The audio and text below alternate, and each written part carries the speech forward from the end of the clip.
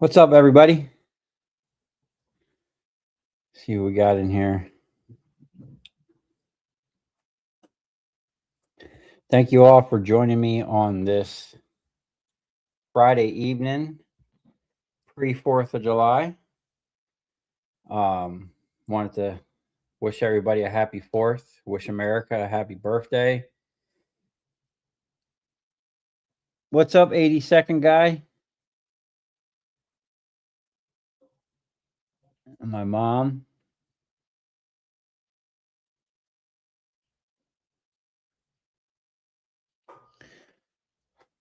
What's that, Tina? I don't know what that says.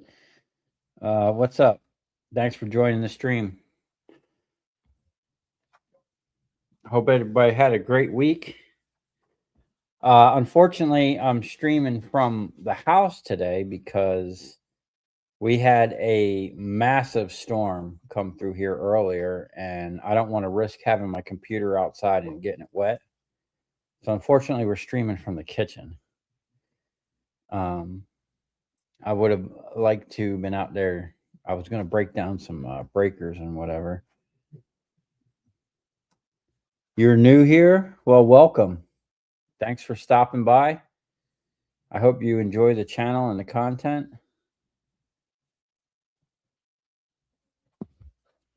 Hertz Donut? What's up? Thanks for coming by. Oh, no, we're in the house. We got all the little. We got the hounds. This is little Gemma. Say hi, Gemma. Say hi. Over here. Over here. Say hi. Look, you see yourself? Oh, who's that? Who's that? uh, fourth on the fourth. Yeah. Um, hi from Douglas County Speedway, getting ready for 1310 sprint cars dirt track. Oh, that sounds like fun. 99 degrees here in Connecticut. Actually, today, man, we've been having like a heat wave or something, man. It's been over 100 degrees. Um, luckily, look out. There we go.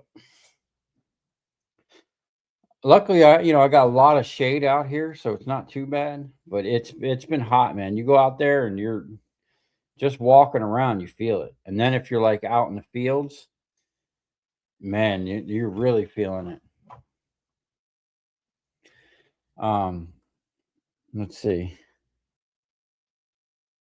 What's up, Dock of the Bay? On time for once. Huh. How's it going up there in? You're up by Tampa, right?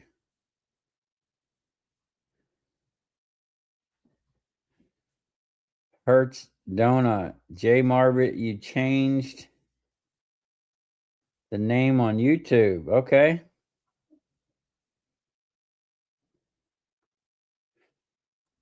What's up, BFD? When should we expect you finishing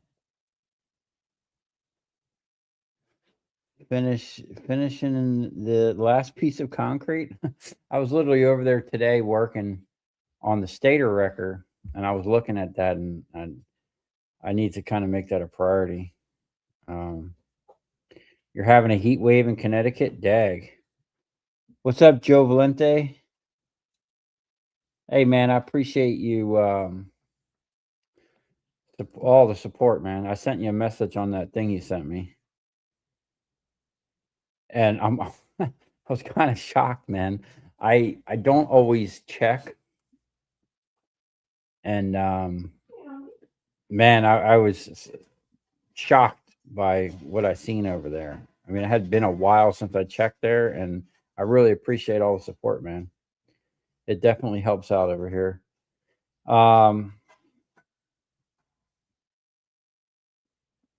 The new name, same old pain in the. Well, hey, man, I like all your comments.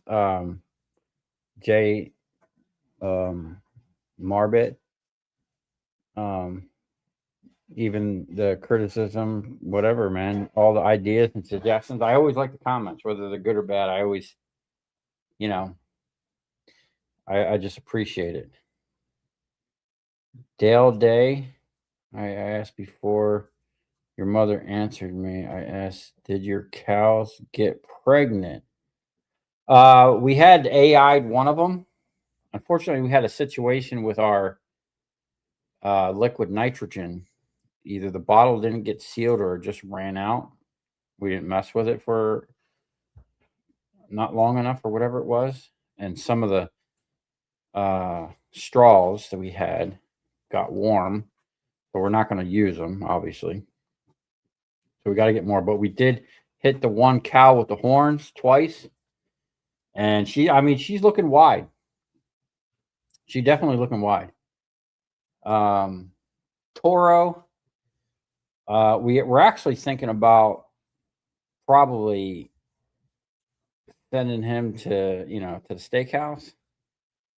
We don't know what's going on with that at this point. We're waiting for a Cowboy to get back to us on that one. Right back at you, man. I appreciate you, or I would watch.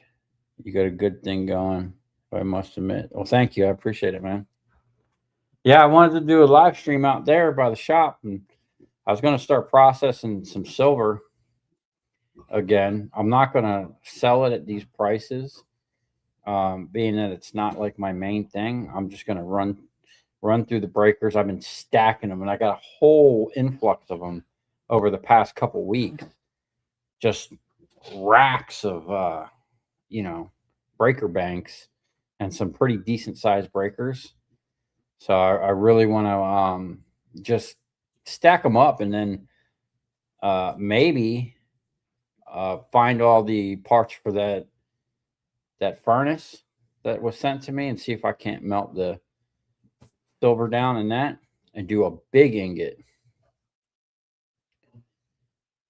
Prices are crappy. Yeah. Yeah, I wouldn't sell it. I would just start stacking them, and hopefully stack a bunch so I can get a decent paycheck next time it goes up. I mean, if it goes back up to like 80 again, I'll definitely start moving it. But someone said it should be going up to like 100 something by the end of the year.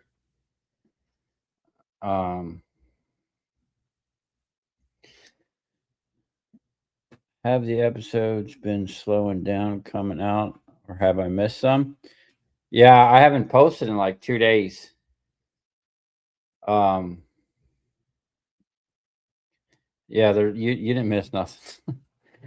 Sometimes it happens like that, man. Um, there's a lot going on, and sometimes I just need to take a day off, or I'm doing something that's not really. I'm doing a whole thing all day that's not really film worthy.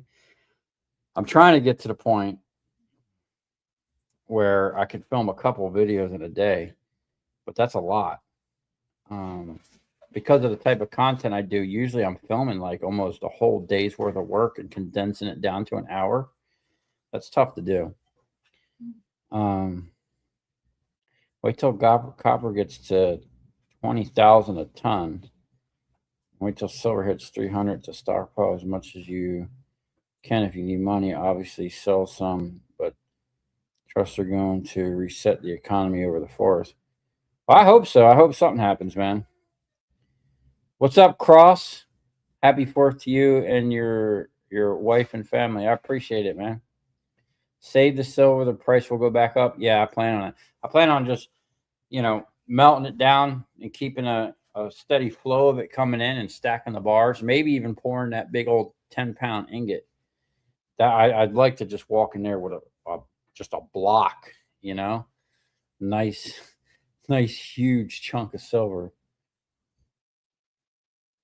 They're just about ready to pass the Clarity Act, switch the U.S. to digital currency. It's going to make metal market go insane. 2 weeks.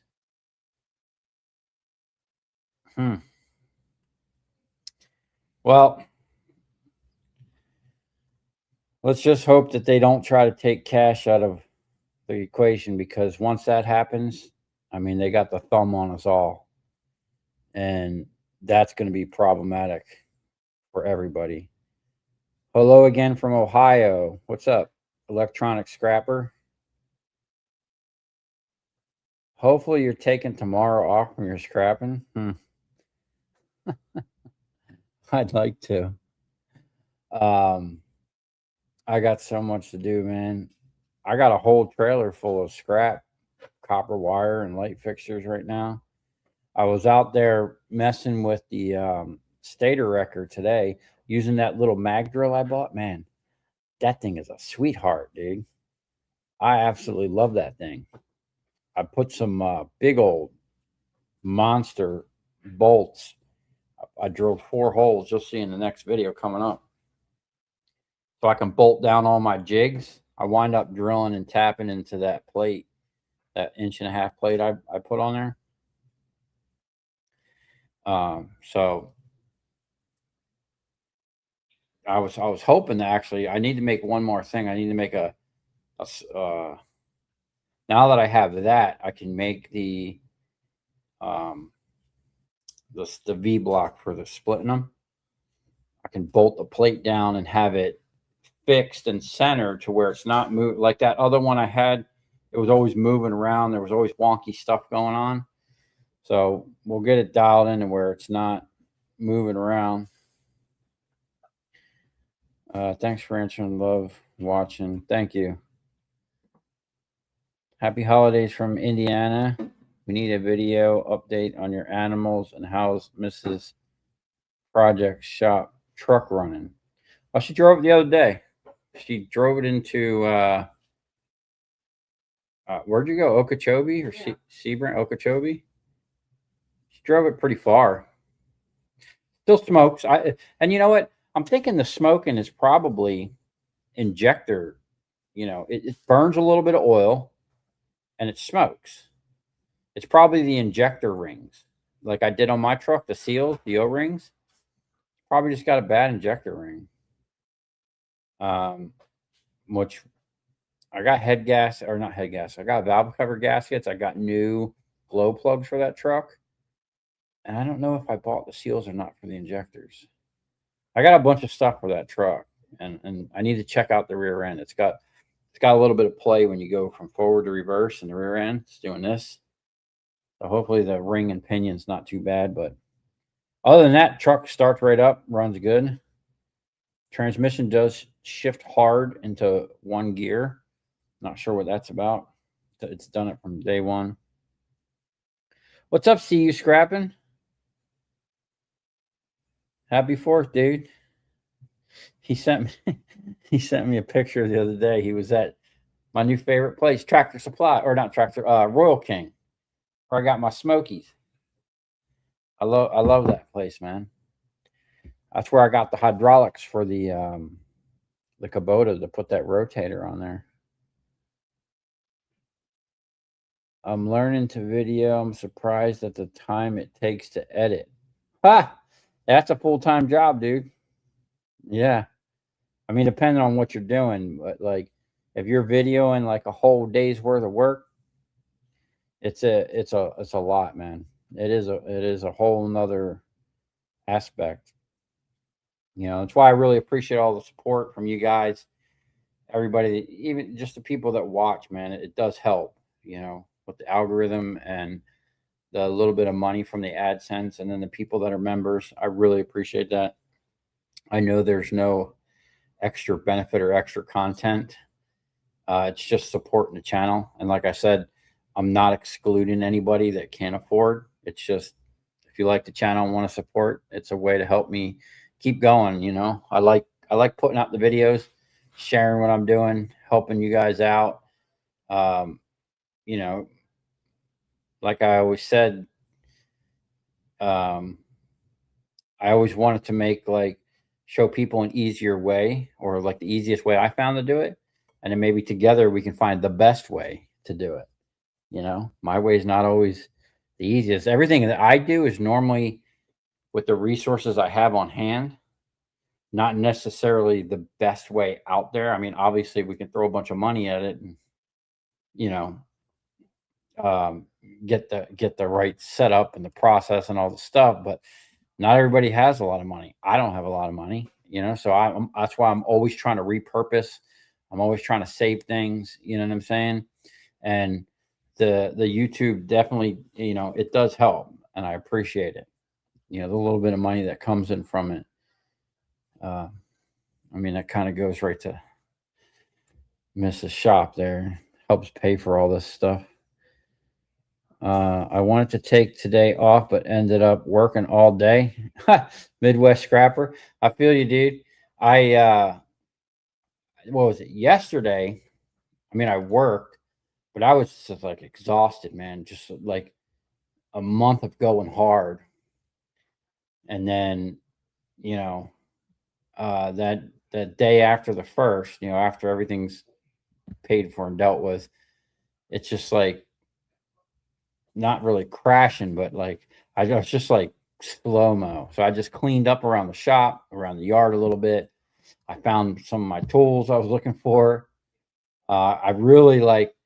I'm just trying to. There's so much I need to do. Everybody's like, "Oh, when are you going to do this? When are you going to do that? When are you going to do that?" Like, there's just so much I need to do, and I'm one person, and I'm trying to like, you know, fit it all in there. It's just a lot. But like the granulator, every day I look at it, I'm like, man, I got to get on that. But that's going to take like, I have to work on that and get it, swap the motor out and actually get it running. So it's like going to be a whole thing.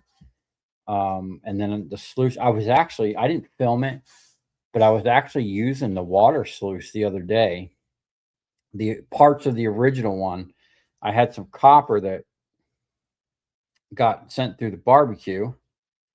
Um, and there was this whole pile of like, I don't even know what it was. It was like dirt mixed with burnt wood, other parts that were burnt. It was stuff I pulled out of I was messing with my incinerator, trying to figure out what's wrong with the burner. And there was just a pile of stuff in there I had cooked at one point, and I was, washing it all. It actually worked really good. I really do miss my sluice. It wasn't even like doing copper wire. It was I think it was a mixture of like transformer wire, a bunch of maybe it was something with plastic on it. I had cooked in the incinerator, but all that stuff, like the charged stuff on it, I washed it right off. But today and probably tomorrow's working. I was thinking about tomorrow going back out there and doing a video at the shooting range. Um, Maybe make a couple more targets real quick, and then go out there and celebrate the fourth and light off some of those rounds I got. Those 20,000 rounds I got the other day.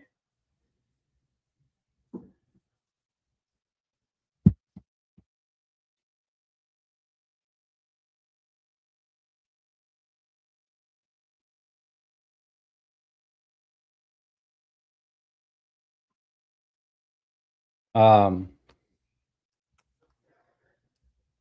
yeah, you know what, Joe, Jay Marbit. I mean, I got to be careful what I say on YouTube because they're funny. I've got my other channel striked and everything for just saying what's already out there. Um, I was thinking about this. America's 250 years.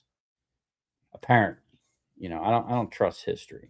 History's written by the victors, right? So, anything before like the early 1900s, like, do you really know what happened? Do you really know what's going on? I don't know. There's so much. I mean, if you really start looking into things, it gets weird. Okay, the timelines, the what they tell you, um, it's just messed up. So if we're celebrating 250 years, how do you think the founding fathers of this country, the men that basically died and fought for the freedom of this country, how would you think they would look at modern society, the modern American, the so-called home of the land? What do they call it? The land of the free and home of the brave. I hmm, I don't subscribe to that much nowadays because I think we as a society in America let too much stuff slide and we don't show up. We don't show up and put these people's feet to the fire, and we don't show up and actually, call anybody out. Nobody gets involved, you know, and these people are just running amok. David Straight, if you don't know who that is, he's an American state national. He recently passed away, but he was like, you should look into him. But he basically said, he goes, no one has checked this government in like over 100 years. And when at some point we got to the point where the people of this country fear the government, or it should be the other way around. The government should fear the people, and that's not what happened. That's not what's going on right now. Uh, but that is a discussion for another channel. Sorry for that tyrant, or that little rant.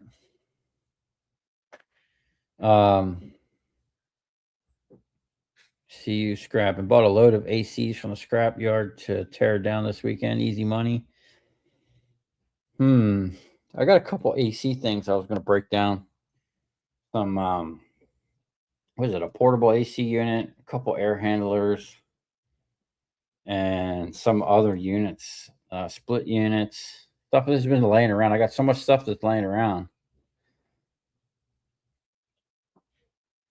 Someone needs to buy that compass one day. Ha!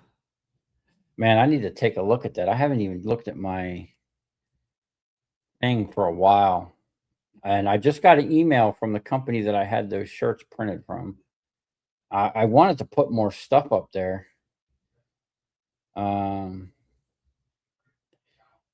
What's up? The Leisure's Born an Adventure. Born Adventures. Yeah, the heat definitely wears you out. Just being outside in it, man. And I'm out in it.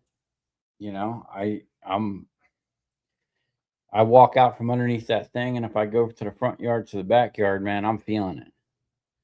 And it just, it's probably a combination of getting older and the heat is just brutal. Man, I feel like I'm just not working as hard as I should be, or as hard as I used to.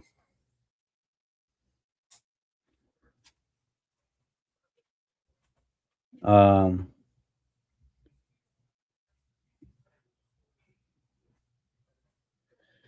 we had a crazy storm come through here today, man. I almost had to stop working because the rain come down and it blows right through that carport I'm on.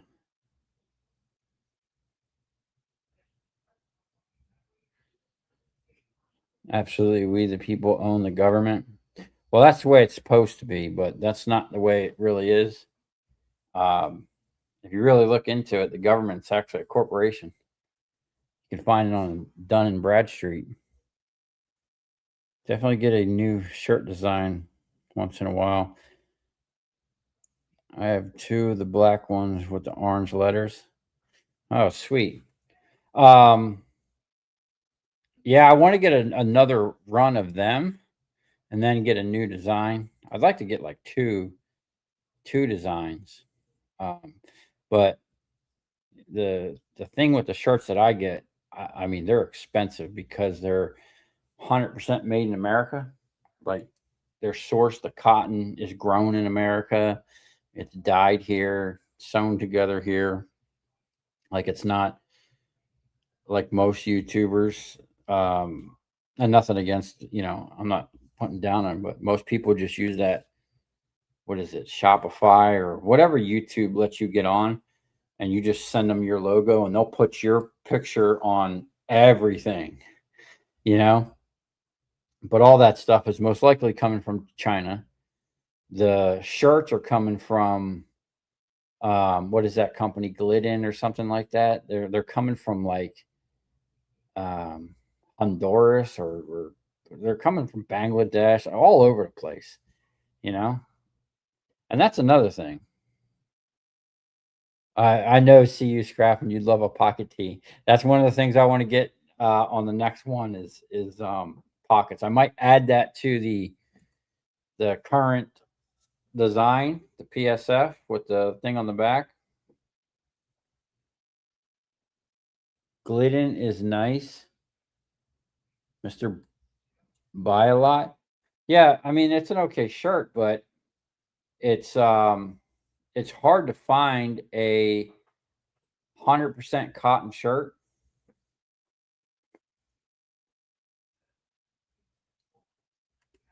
and they're not made in America. You know, I think every like I'm not putting down any other country, but I think every all more countries, not just the United States, should start supporting local people, local businesses, and not it all coming from giant corporate. And that's how we're getting into like John Valente was talking about, them changing over the money system. Well, is that something that we, the people, wanted? Did we decide that's what and that's the problem. Like, we, the people, aren't showing up and be like, hey, you know what? This is what we want. You're either going to do this or get out. It's that simple. And the fact that no one shows up and says that, and that's where the problem lies. You know, what's that old thing? Divide and conquer. They keep us divided, fighting amongst ourselves, and got us all our attention and our priorities all messed up. We're all thinking about other things. We're, they got their thumb on us, so we're working so hard just to stay afloat, just to get by. Everything keeps going up. You're working like I feel like I'm working harder now than I did. I'm making way more money than I did in my 20s, but I feel like I had more money in my 20s. Like it felt like it was easier. I could take the weekends off. I work 7 days a week, you know, like my wife hates it. Um, I mean, not hates it, but like she's always like, we need to spend time doing other things. Cause me, I'm like, I got to work. Until like I check a bunch of stuff off my list, till my shop is running, till all my machines are running. Like I'm looking at like I got to keep going. I got to keep going. And unfortunately, like I'm burning myself out. Like I do need to take a break. What's up, James? Stefan? Thanks for coming by. Ride in Florida. Brooksville checking in. What's up, buddy? China makes some stuff better than us and definitely cheaper. Well, I mean that's kind of true because we hardly make anything nowadays. You know, like made in America used to be like something you could be proud of, and it was a quality thing. Now that we don't even have the manufacturing capabilities like we used to, of course they're going to be making it because that's all they're doing. They're manufacturing everything for everybody. So of course they're going to have a huge leg up on us. You know, we're not in the game anymore. Like Vivor, yeah, I can honestly say like, well, for one, where's the Milwaukee drill made? Matter of fact, it's crazy. The companies, like you'll have the same thing from same company, but it'll be made not the same thing, but like you'll have one product from a company, it's made in this country. Then you'll have another product that's made over in this country. What the heck did I have? Oh, my shoes. That's right, my shoes. My Brunt, is that what they are? My boots that I wear. The first ones I bought, and they sent them to me, and I think they got kind of salty because I called them out for sending me a made in China boot. It was made in China. And was it made in China or was it made in Bangladesh? Huh.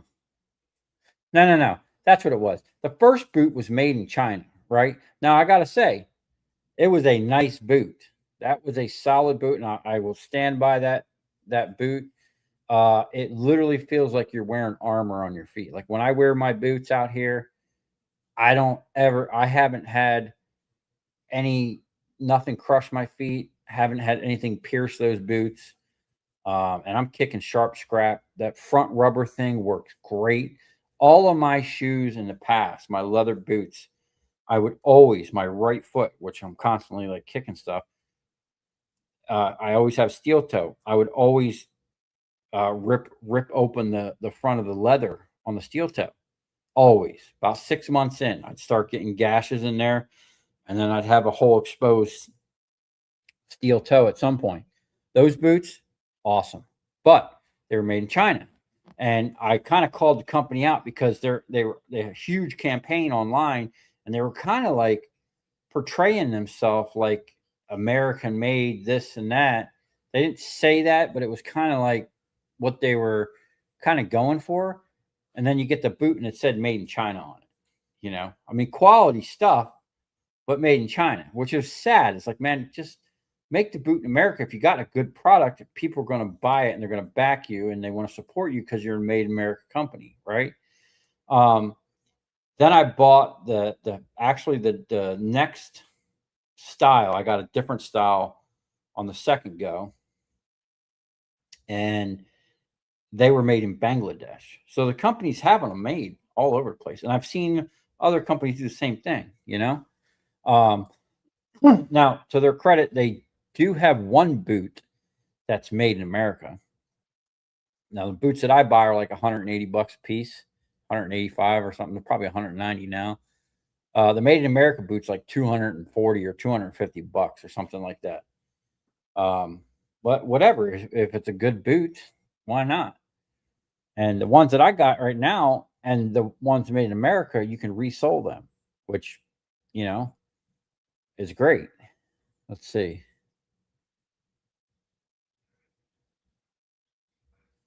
Um,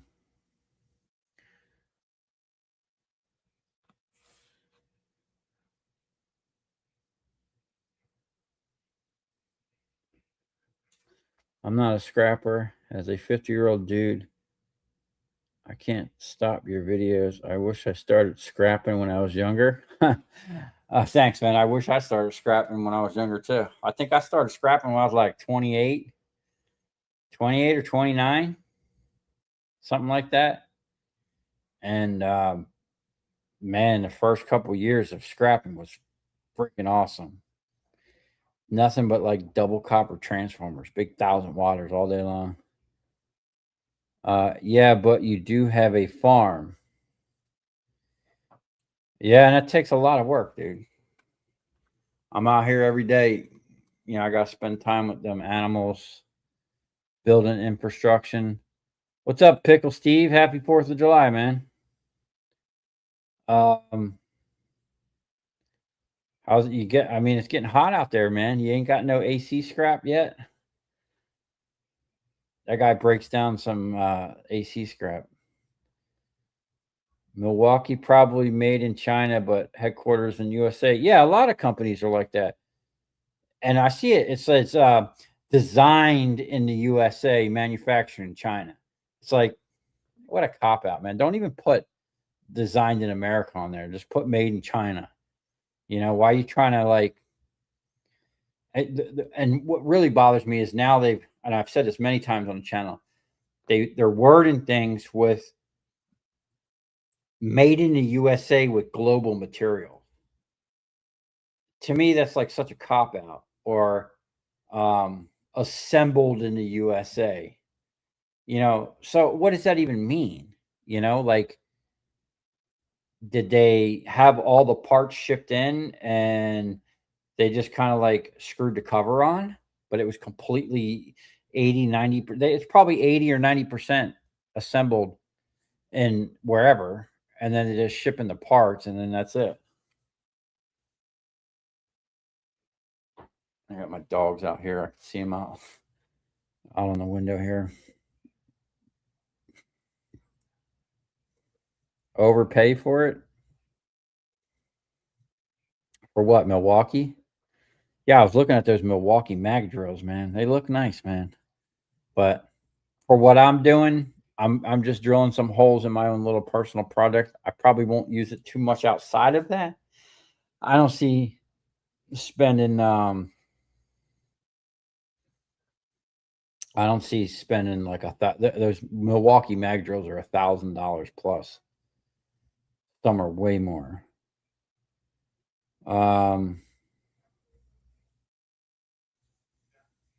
What's up, Henry?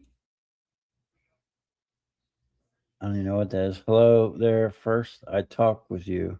Well, thanks for stopping by. You have a few questions? Okay. What are your questions, dude? We do blame OSHA or the DNR for the loss of manufacture. Yeah. I mean, OSHA's crazy, man.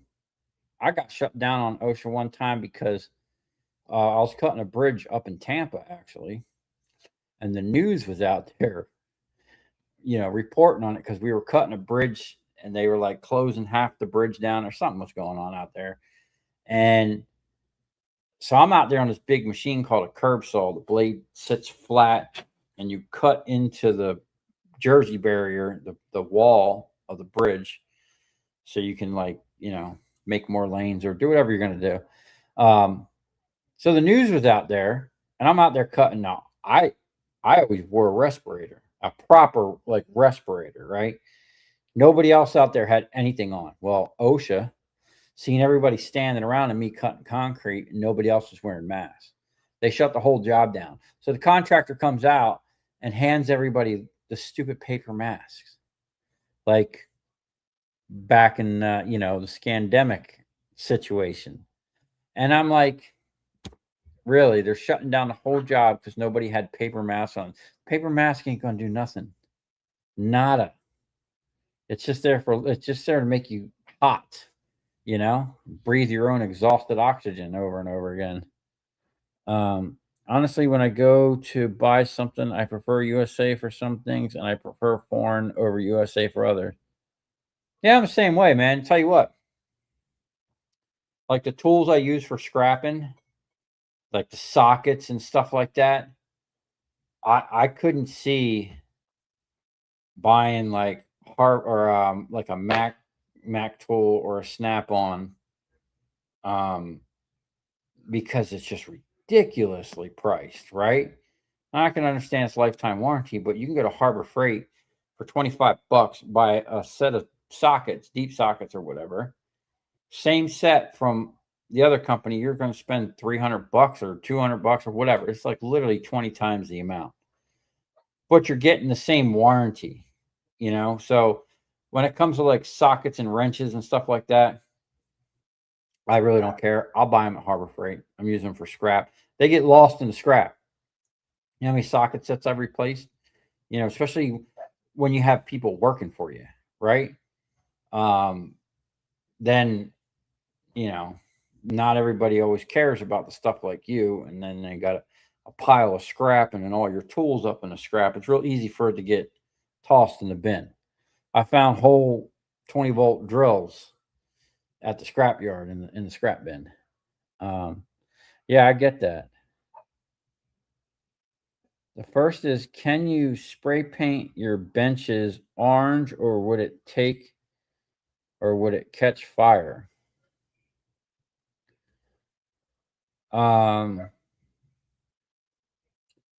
Spray paint my benches. My workbench, my tables.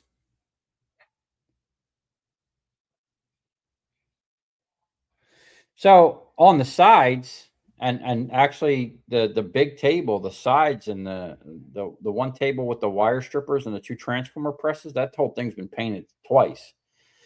Matter of fact, when I moved into my last shop, you can see the videos. I took the whole thing apart and painted it. Yeah, I plan on painting it when I take that when I start moving that other 100-ton or 150-ton press into the mix. Everything will get a paint job. Now the actual top of the table, that's not even. I wouldn't waste the time or paint because it's just going to get shredded off, And plus, you don't want paint where you're trying to slide around metal. If you got metal on metal, it actually makes a nice. You can slide it around. There's heavy motors and stuff. You don't want paint because it's kind of like grippy. But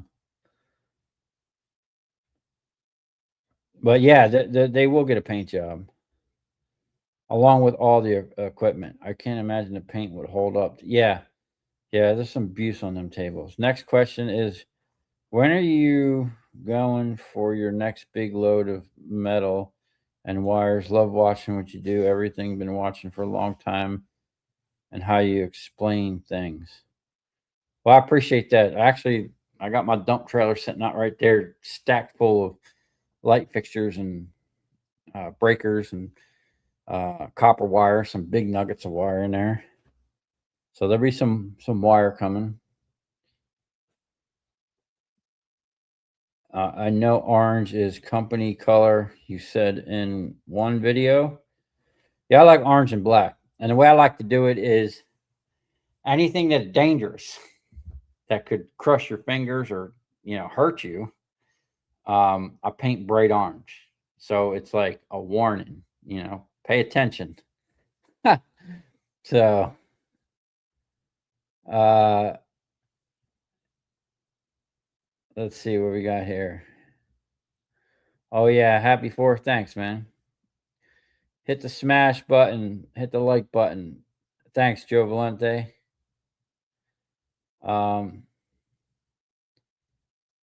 If it's out there, he will find it. The paint.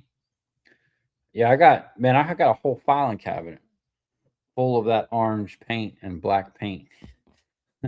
I'll tell you what though, man. If it ain't broke, don't fix it. That the Rust-Oleum orange that I like to use, it was always like, I want to say $6 a can, which was kind of expensive compared to the $2 can cheap paint you can buy.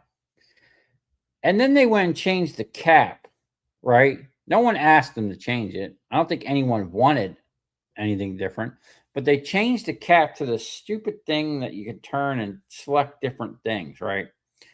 So now it's like $1 something more a can. Okay. So, and I'm thinking, man, you know what? If someone actually wanted that, why not make like a top you can buy separately to have all that functions and just leave the can alone? Now you're forcing everybody to buy something they're probably not going to use.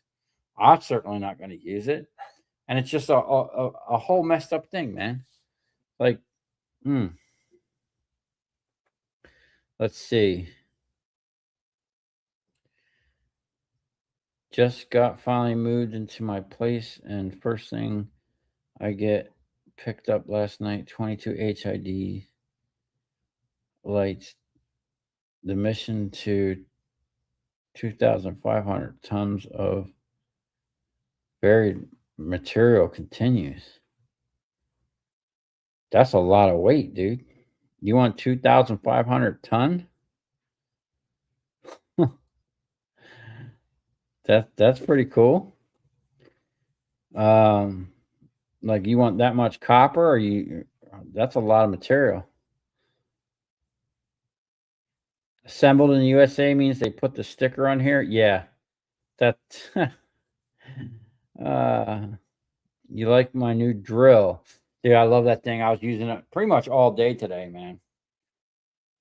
I was using it to drill some holes, and then I was using the little the spring-loaded center point thing to center my tap. Those freaking. No, I'm not. I forgot to actually give my review on the taps. I know I was tapping some big holes, but I'm not impressed with that tap set. I mean, it did the 4 holes I needed to do, but I had to put extensions on that thing, and then the actual tap holder started messing up again. That's going back to Harbor Freight. I'll keep turning it, every time I use it, I'll return it. I don't care. I've been really slow on the scrapping. Don't be surprised if you don't hear from me until the end of the year. Wow. Well, I hope your other thing you got going on is keeping you busy, man. It's tough out there. Howdy, everyone made it in from feeding the littles. Yeah, we got I think my wife is out there feeding her chickens. We picked up 30 chickens, right?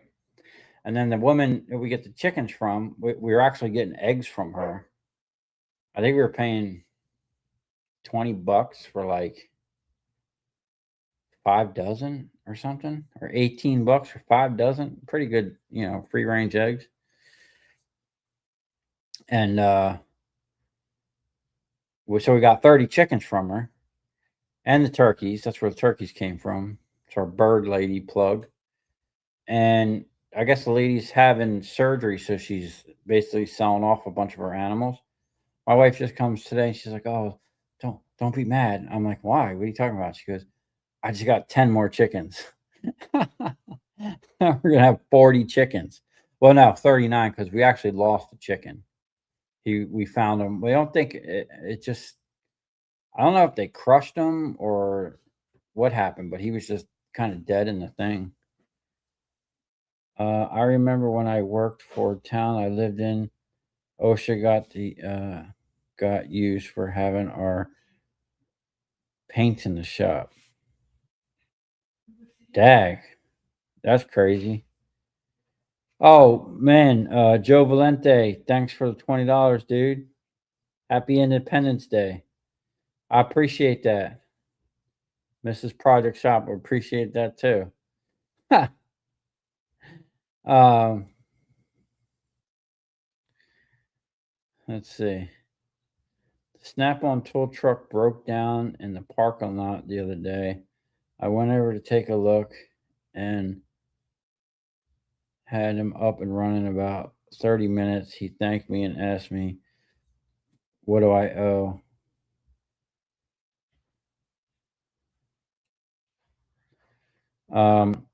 What's up, 48 CJ2? How's it going?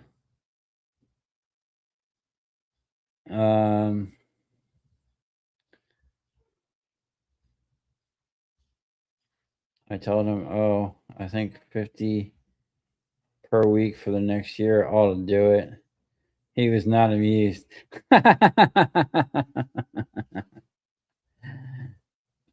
Did you get the turkeys in? Mm-hmm. Okay.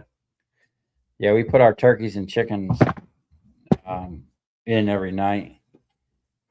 We got it's like a big chicken run, chicken something, a chicken coop. But we put the mesh all the way underneath so nothing can kind of tunnel up under there. And then we have this really cool. I thought this was really cool the way they did it. My wife bought this chicken. It's like a poultry fence. It's electric fence, and it's woven. It's like a grid, almost like like a hog fencing or cattle fencing, but it's made out of rope, like synthetic rope or something. That plasticky rope, but it's got steel cable woven up in it, and it's electrified. So it's got the stakes already in it, and they're probably maybe like 10 feet apart, the stakes. So you just stick one in the ground, you just walk out, stick the next one.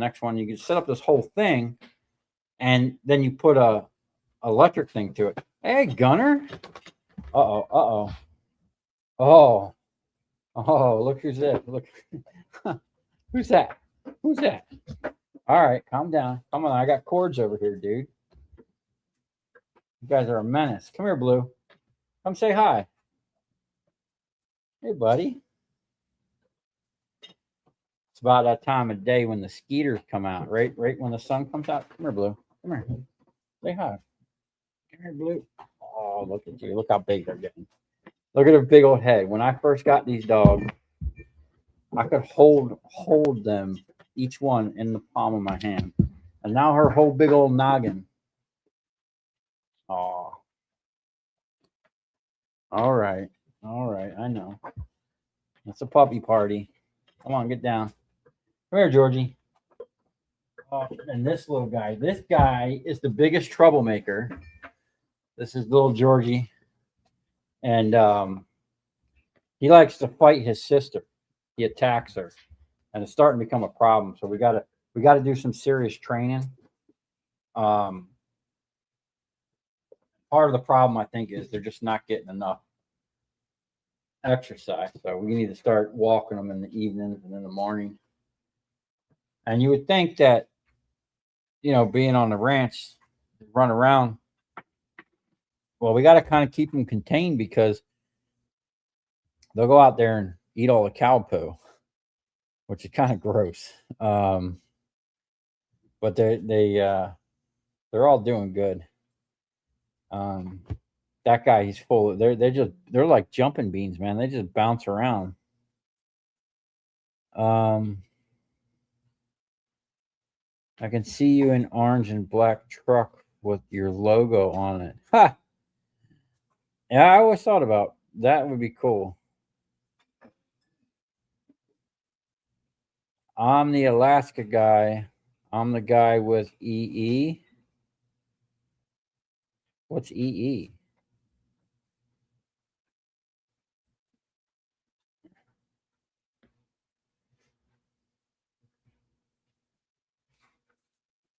Oh, the guy with the barge connection. I'll be sending south when I feel okay. Yeah, I remember. Good night, bro, from Brazil. Wow.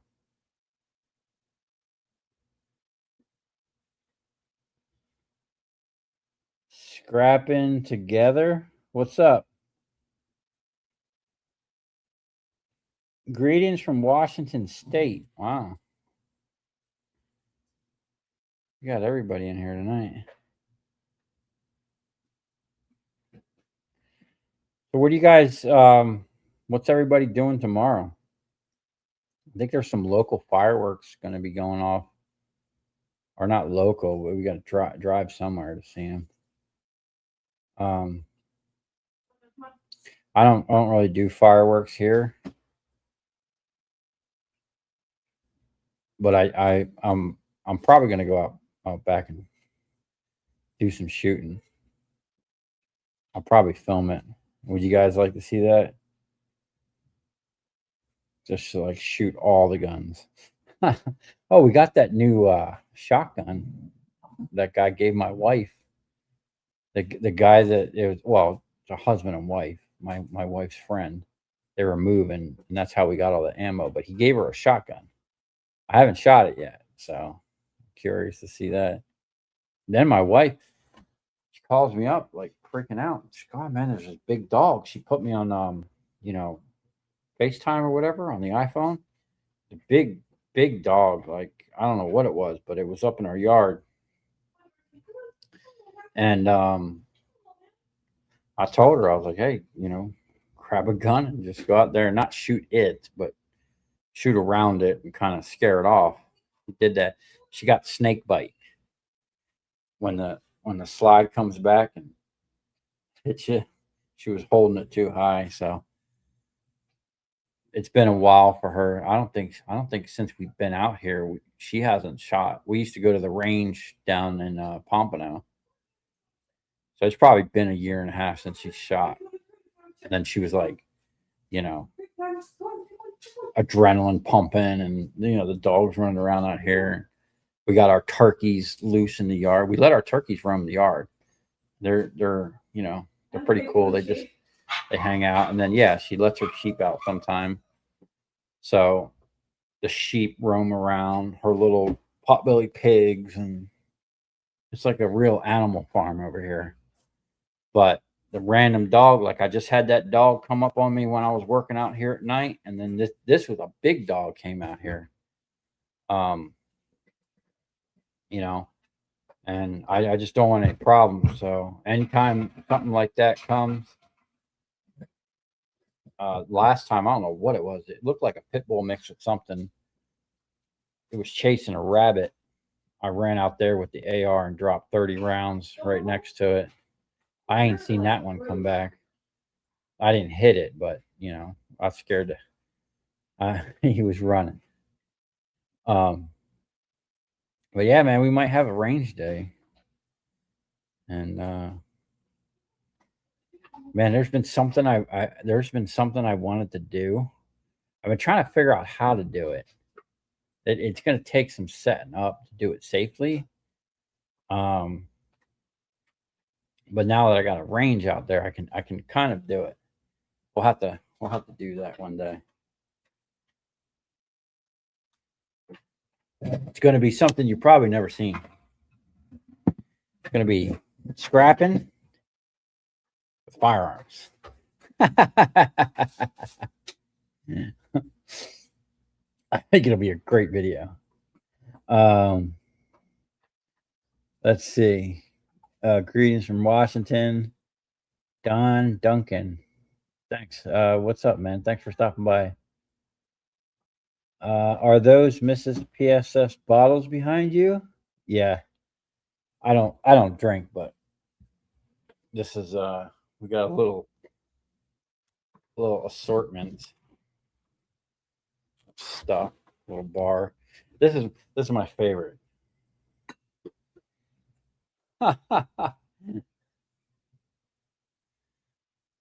Organic gin. Looks like an oil can. Give it a whiff. It says engine on it.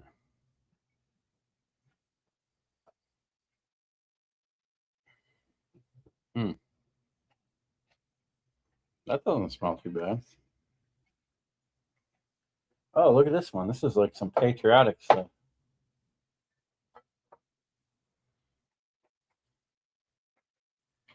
Blue Ice. American potato vodka. It's got a little American flag on it. That's cool. Proudly produced in Rigby, Idaho. Okay. This would be something my mother would probably drink. Yeah. Some other stuff in here. Oh, look at this. Blackberry Jack Daniels? No. Funny thing is, I don't drink, but I've actually been to the Jack Daniels distillery. And then this one's pretty cool. You can go to the Jack Daniels distillery and take a tour, right? Which is really cool.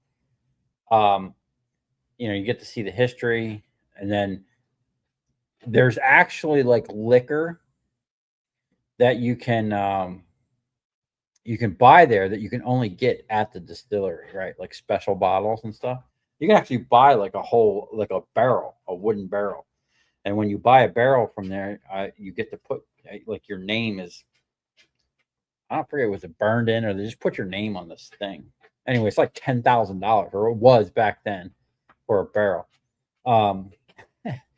Me and a guy were coming back from Minneapolis, picking up some equipment, coming back down to Florida, and I'm following him, and we're going through Tennessee. We're hauling, and all of a sudden he starts changing lanes, getting off the highway. And this is back when they had Nextel, right? That's how I'm dating myself here.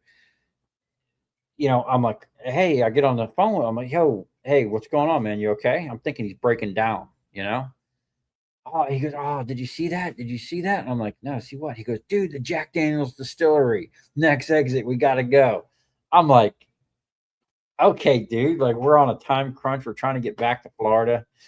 I guess we're stopping at the distillery. Now that distillery, way out in the middle, and I'm pretty sure Jack Daniels distillery is in a dry county, which is crazy. But we go way out down these back roads, almost hit a couple of deer. Get there. We're on the last tour. We get ushered in. Really cool setup. They actually have a thing where they stack wood up in this crazy giant pile. They burn it and they use the charcoal to filter the whiskey through. It's actually pretty cool. Well, he buys this bottle there. He spent like $250 on this bottle, something crazy. I was like, man, that's crazy. He goes, yeah, my wife really likes this stuff. I'm gonna buy this bottle for her. I'm like, okay. Well, later that night, we're staying in a hotel. I'm like, all right, man, I'll be back. I'm going to get something to eat. And I come back and he's trashed. Bottles like 3/4 gone. And I'm like, damn, dude, what happened? I thought that was for your wife. He's like, ah, F that B. She don't deserve this stuff. Oh, not. Yeah. No, I just thought that was funny. Every time I see Jack Daniels, I think of that. Um, what's up, E-Ways Mike? Happy 4th. Um,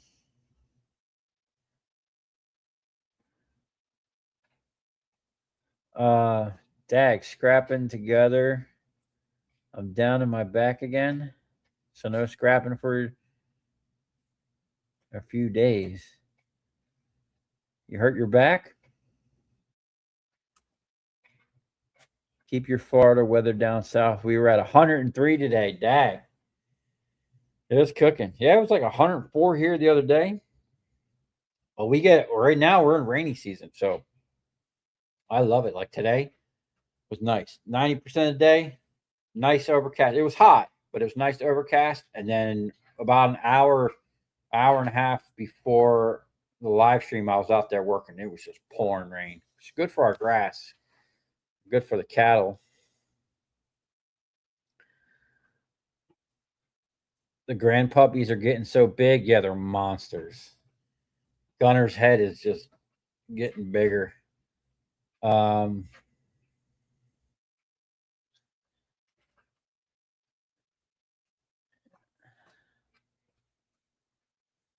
Dock of the Bay, you're going to an auction tomorrow? Dang, man, I need to go to an auction. Don't tell my wife, but I want to go. I guess I have to take her with me. We'll make it a date day, you know? We just won't tell her we're going to an auction. What do they? We'll go get some ice cream and then, hey, we got one more stop and then right into the auction. Scrapping and making some burgers, maybe some good smoke. Sweet. Yeah, I'll probably fire the grill up tomorrow, man. That sounds like a good idea. We got a whole freezer full of steaks. Picnic with friends, then watch fireworks from the bluff over the bay. That's cool.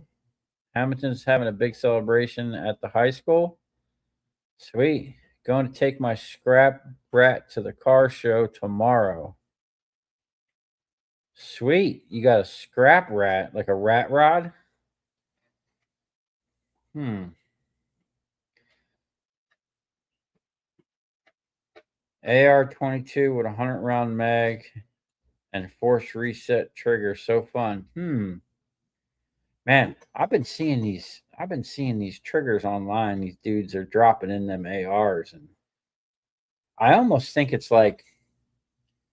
uh like a couple years ago, I was seeing all these ads on Facebook for fuel filters, right?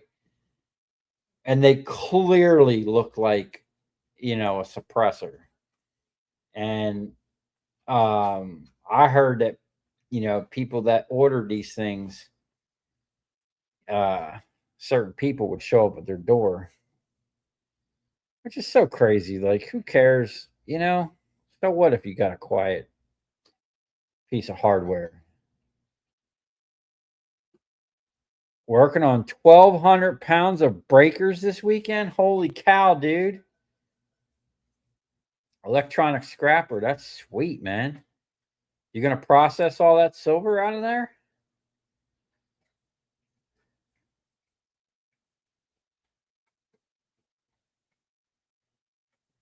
Pickle Steve, where I'm at right now, they're going to shoot fireworks off out in the Gulf of Mexico. What are you on the West Coast?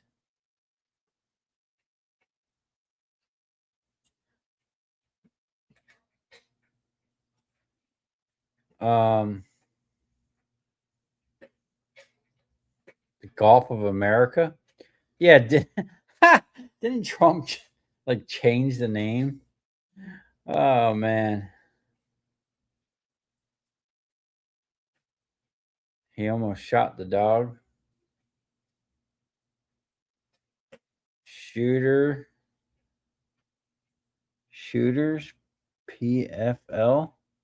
Happy Fourth when you use your granulator. What did your scrapyard pay for the copper granulates? Have you considered a Chinese granulator for your spaghetti wire? They paid like an in between a number two and a number one copper. It was its own price. It wasn't. It wasn't bright shiny for sure. It was always less. And then number two chops, anything that was mixed up that had like tin coated wire or the communication cable that some of that wire has actually got like black stuff. I actually have a video, one of my early videos of me. I'm showing buckets of chops, and it's different categories of wire that I had chopped and separated. And some of the stuff was like black coated stuff. That stuff there is actually less than number two. And when I say less, I'm talking like maybe 5 cents less or something. It was like number two chops, number two copper, number one chopped, number one copper, and then bright and shiny. No moonshine? No, nothing I know of. Oh, brother, I would be in trouble over there with those bottles. Yeah. Can you do a video you shooting range and put it on YouTube as long as you're wearing safety gear? Yeah. Oh, so here's the deal with YouTube and the hardware. One, you can't, I got my hardware right here. I'm not going to show it, but you can't be holding hardware on a live stream, which is crazy because I've always had it like under the table. I'd bring it up and show it, never a problem. I think I got my stream taken down that one day because I was actually like disassembling the gun right on the stream. But if you're doing a regular video, as long as you're in a safe environment, you're not doing anything crazy or endangering people, it's no problem. With YouTube, when you're uploading your videos, you have to do a checklist and you have to specify, like, they have a list of stuff. Is there any of this content? Is there dangerous content? Is there just a bunch of different stuff? Normally, my content, I click none. The only time I ever have to click on anything, if I got, a firearm in there, I click on, the firearm in a safe environment. I still get monetized, still get paid for the video. So maybe tomorrow morning I'll go out there and light off a couple hundred rounds, and show the range. I've been wanting to make a couple more because I have a bunch of cutoffs where I got enough side pieces from the silhouettes I cut out for the other dude that I can make a couple little, like, the round pan type, whatever, something you can hang. And then I want to make a couple little animals, like a pig. The one guy told me I should make a Sasquatch, which I think would be great. So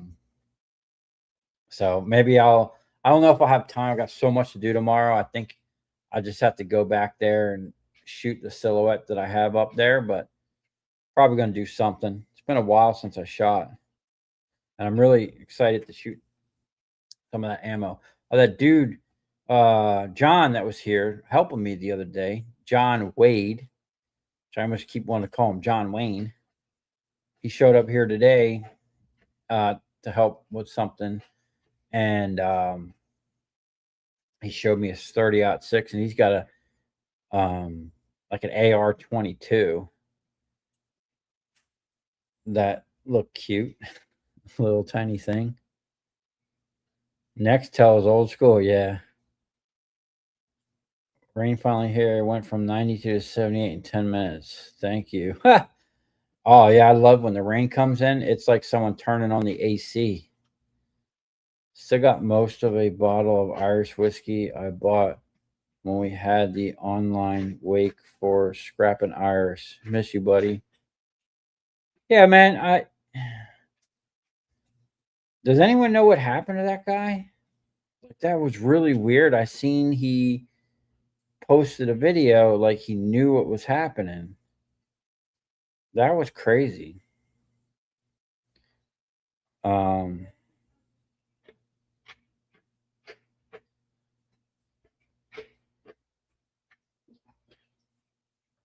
yeah, it sucks, man. When like, so that guy Scrapping Irish, I always seen him doing live streams, and like you kind of get to know these people, see them on the internet. I would stop by and say hi every once in a while, but you know, half the time I'm just I don't have time to sit and watch anymore like I used to. I just kind of scroll through, see what everybody's doing, and there's been people that I haven't seen in a while, but that was kind of shocking that like the way that video came out. And, um, it's just sad. I hope his family's okay, and same thing for everybody else. You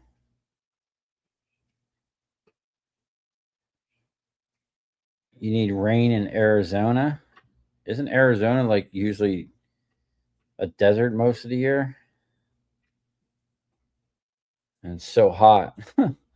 Oh, man. I love them looking for laptops. Monday we're going to Lake Osho Oswego for Gina's birthday. That's cool. Yup, with the auto switch. I went to play a dart match at a bar and I drove my Corvette. When I got there, there was a Corvette car show. Dude approached me and gave me a flyer. I said, I'm here for a dart match. Dang. What kind of Corvette you got, man? I gotta go. I haven't driven my car in a while. I mean, I started up, moving around the yard, make sure it's still running, but I haven't had time to mess with it. I need to replace a hydraulic hose on it. 90 Dodge Dakota I got at the scrap yard, fixing up with scrap I pick up here and there. That's cool. I'm in Horseshoe Beach, the last frontier of Florida. Wow. How's the garage cleaning going? Well, the inside's not going too well, but the outside, I spent like half a day cleaning up, and it doesn't look like I did anything, but it was chaotic, man. I mean, it's still chaotic, but I put a dent in it by myself. Um,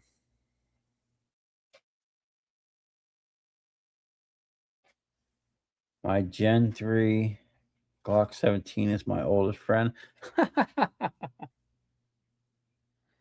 We have an 87 Dodge Dakota that's taking a look and keeps on ticking over 400,000 miles. Dang. My old truck that I just drug out of the weeds and started riding, that thing's about to hit 500,000. That's the original scrap hauler, man. I hauled so many transformers with that truck, man. The matter of fact, when I did the Hutch mod on that, and I had to drop the tank, I had a hard time getting the tank back up in there because the bed of the truck, the frame where like the bed that sits on the rails that go across, the rails are just like collapsed. Because there had been many times where I literally had over 8,000 pounds in the bed of the truck of prepared steel from the transformers. Other than it sitting a little low, our truck hauled it like it was nothing. Not Not too good for the bed frame and everything, but it did it.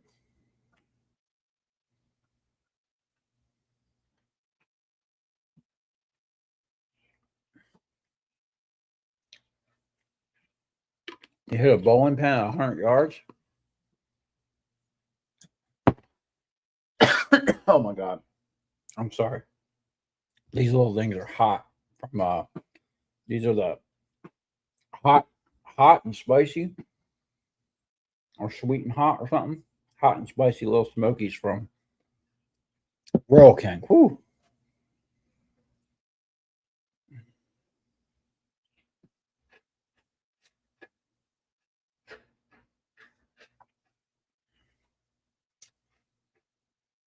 That's like John Daly, Randy Dobbs. Who's Randy Dobbs?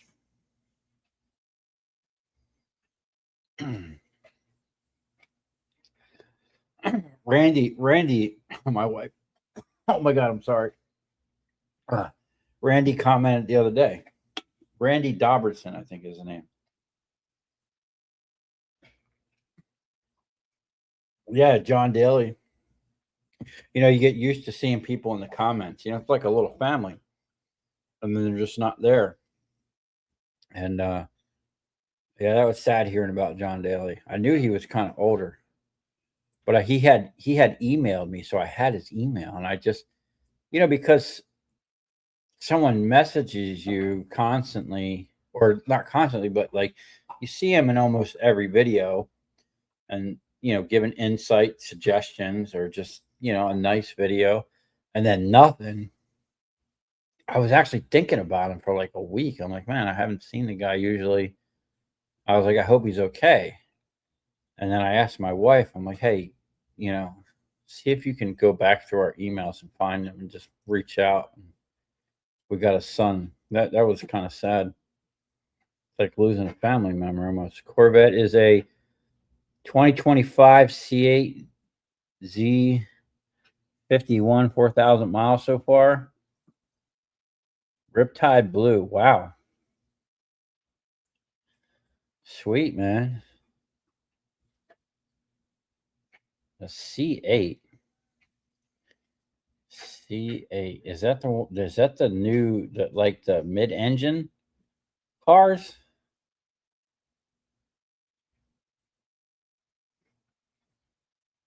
New California law makes it AGA. What is that? Mr. Spark. Hey Derek, when are you going to finish the concrete in the scrap area? I'm trying, dude. Um, Next little chunk of extra money I get, I'm gonna have to do that. Probably gonna be. I mean, the concrete's not cheap, man. Holy crap. Um, yeah, maybe I don't know if I'll be able to get to it next week, but um, I need another probably. I don't want to start and not be able to finish. I probably need another 2 pallets, or just to be safe. Or how many pallets did we use? Well, I got a half a pallet there. I could probably just buy a pallet and finish. Or I'm probably better get 2 pallets. And it's better to have them deliver it because I think if you go to Home Depot, they charge you like a pallet fee. But if you have them deliver it, they don't. And it's only $75 to have them deliver it. And the time and like wear and tear for me to drive into town, I'd rather just pay the $75 and have them deliver the stuff right here. And they'll drop it wherever I need them with that cool little piggyback forklift they got. um, yeah, I mean the concrete that's on one of the lists, man. There's so much I got to do. New California law makes it against the law for dealers to sell any Glock because they don't like the triggers. They say it's too easy to convert it to a machine gun. Wow. Yeah, all the gangsters like them Glocks, man. You see them all the time flashing those switches. Um, Wash that down with a swig of that motor oil. I'm glad you heard from Randy. Yeah, he comes and goes, but at least he's still around. Then I still have the first scrap truck parked in the yard. 1960 Ford truck. Wow. Yeah, the mid engine. Sweet, dude. That sounds like a fun ride.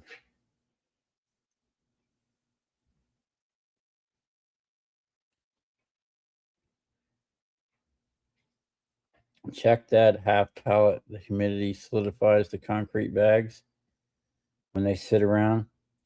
Yeah, I'll check it. I mean, it's been under a tarp, and I had them other ones under a tarp for a few months, and I think we only had one bag that was like somewhat hard, but we beat it up with a hammer or something, and it worked out pretty good.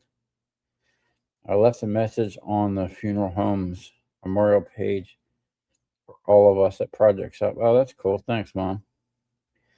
Saturday on the sofa in Manchester, UK, feeding the 6-week-old newborn baby boy.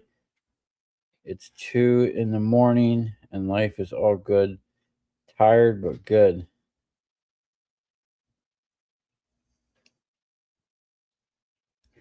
Salford Red.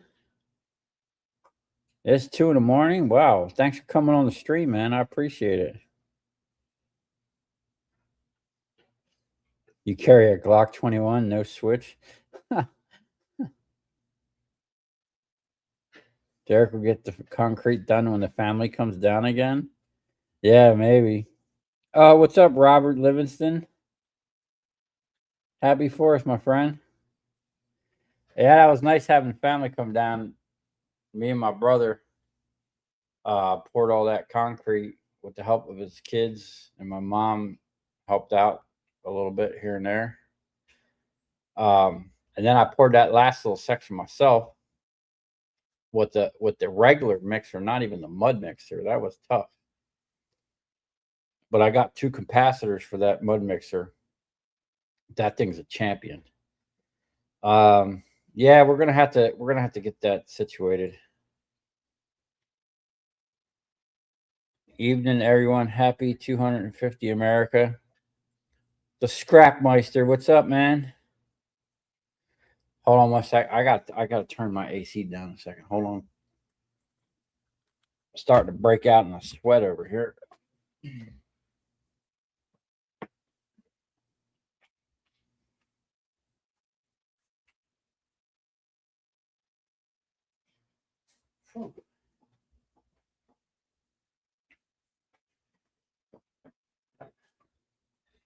Me and my wife are totally opposite when it comes to the heat. She got it set on 87 degrees. I like it on 70. I work out in the heat all day. When I come inside, man, I want to cool my core down.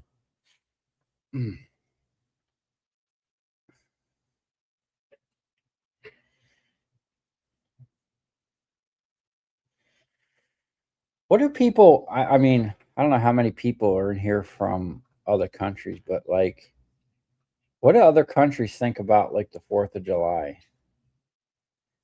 I mean, they even think about it or celebrate it, or I think about it all the time. It's like, in America, we got like a holiday for everything, but does the rest of the world celebrate the holidays as well? I can see some holidays, obviously like Christmas and what about Thanksgiving? Did the rest of the world celebrate Thanksgiving, or is that just an American holiday? And like, if anyone's in here from another country, do you have holidays that are specific to your country?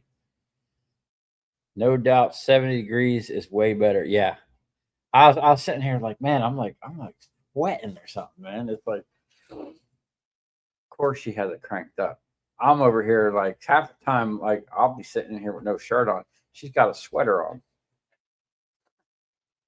She likes it. She likes it warm. I don't know.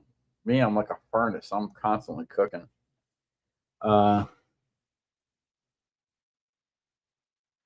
UK doesn't think much of it. They were on the other side. July 2nd was Canada Day? Really? What's Canada Day? Man, earlier I mentioned David Straight. He was talking about Canada, right? And there's a document out there,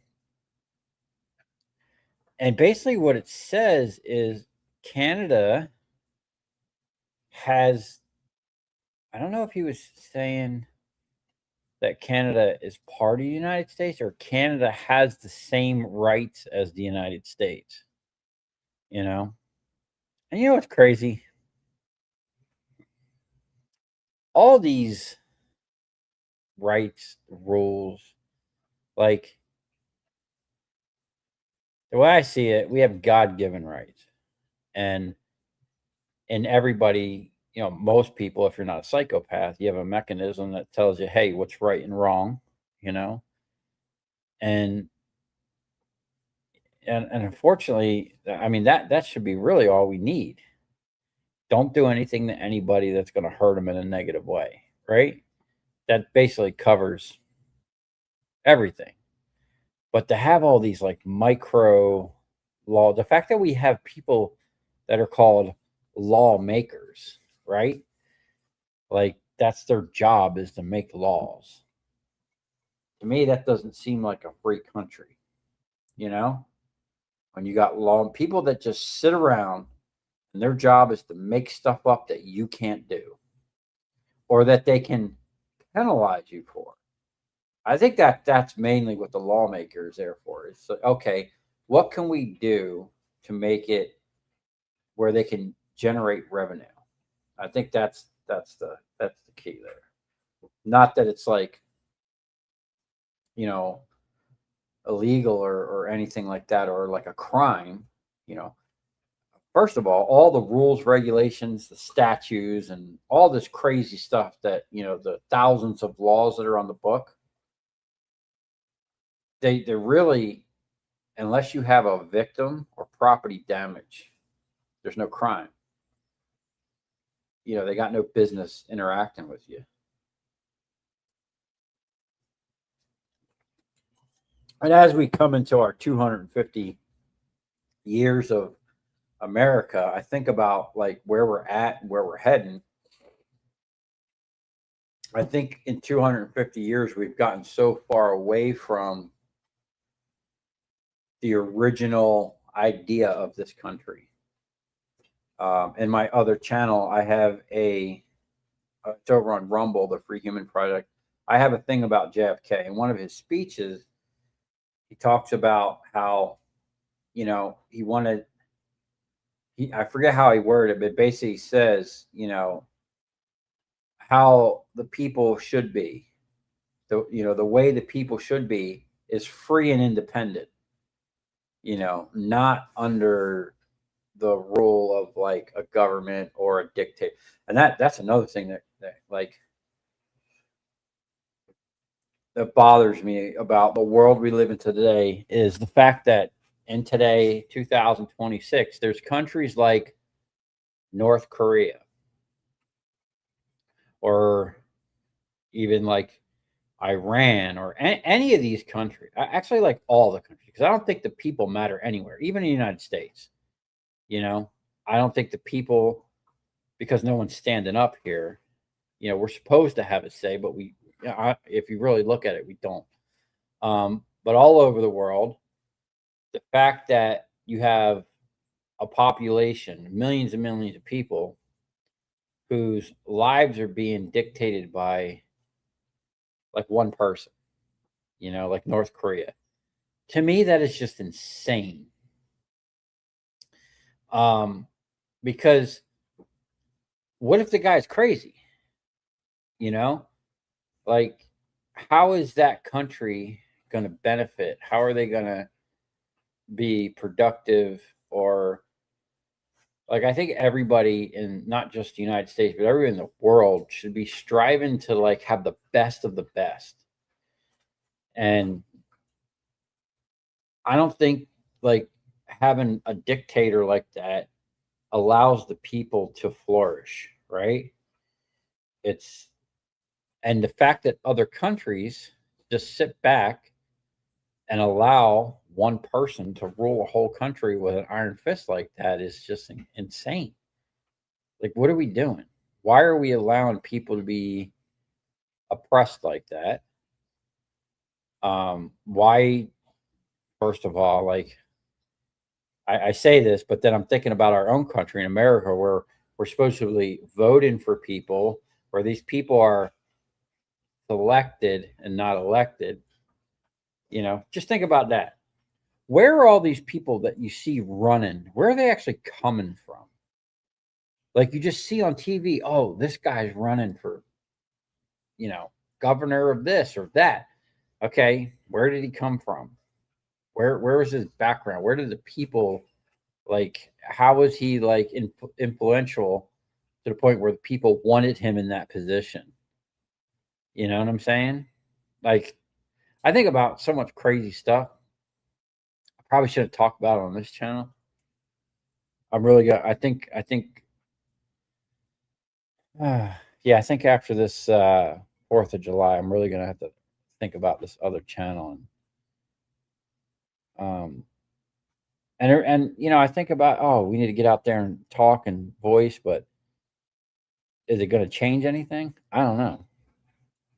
You know, people need to start helping each other more, and that's why I kind of started this channel and I put out all the information that I do, is because you know I want everybody else to have an easier way, or I'm like, okay, I found this works. Maybe everybody else can get on board with it. Um,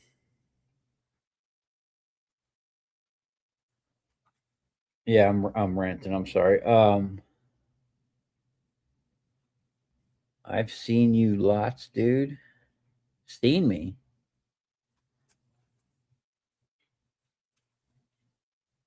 Mine 420. What's up, man?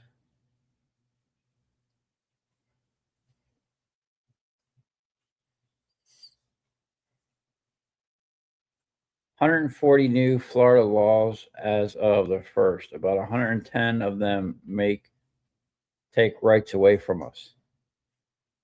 Okay, so that's kind of messed up. But here's the deal: none of these laws, rules, regulations, or statutes trumps the Constitution. Okay, the Supreme Court is the um, supreme law of the land. Okay, and any law, rule, regulation, or statute that's in direct conflict of the Constitution is void. Look up Mulberry versus Madison, and it spells it out right there. 200, 250 years of figuring out how many times they can tax us on the same dollar. Yeah.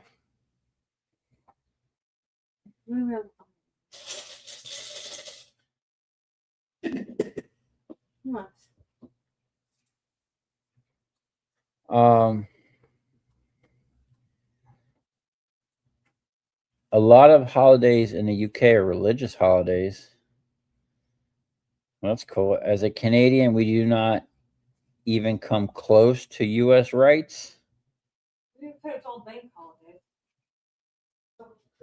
What's up, Papa Scrap?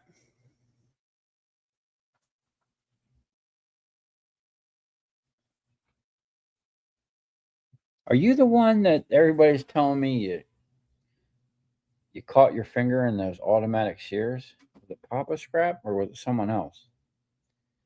Dude, I am like, every time I pick them up, I'll be doing some things with those things. Man, they are sweet.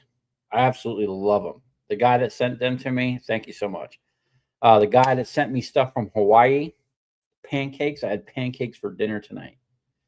Um, man, I appreciate that. But those nippers, man, they are so nice. Man, they make me nervous because you pull that trigger and that thing goes through a cycle and there's no stopping it. Like I've been doing stuff with those snippers and almost caught my finger. I could feel the blade. I can stop myself. Those things, you're man, you're gonna be leaking.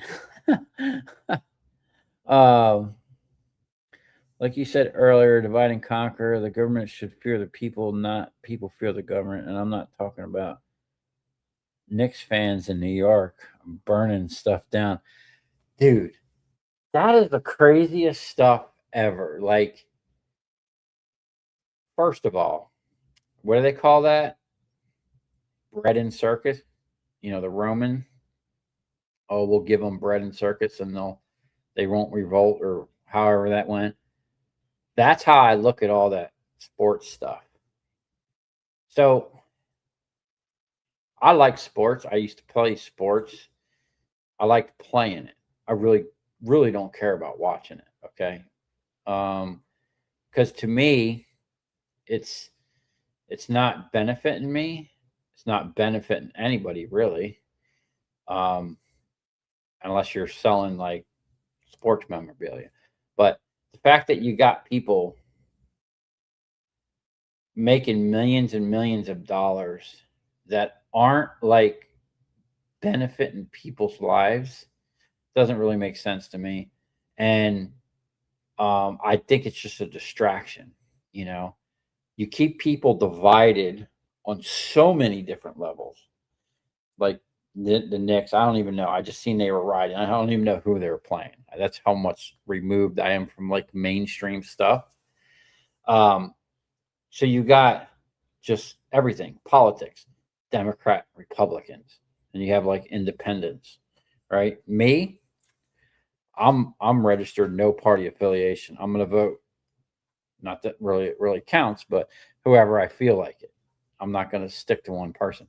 Um, then you got sports fans. You know, you like this one or that one. You know, so you're fighting there. Um, and then it gets down to you got people fighting over what block they live on. You know, like all them gang violent uh, shootouts and all that crazy stuff because this guy lives on this block and beefing with this guy on that block, and they think their block is better than the other block. It's like all useless.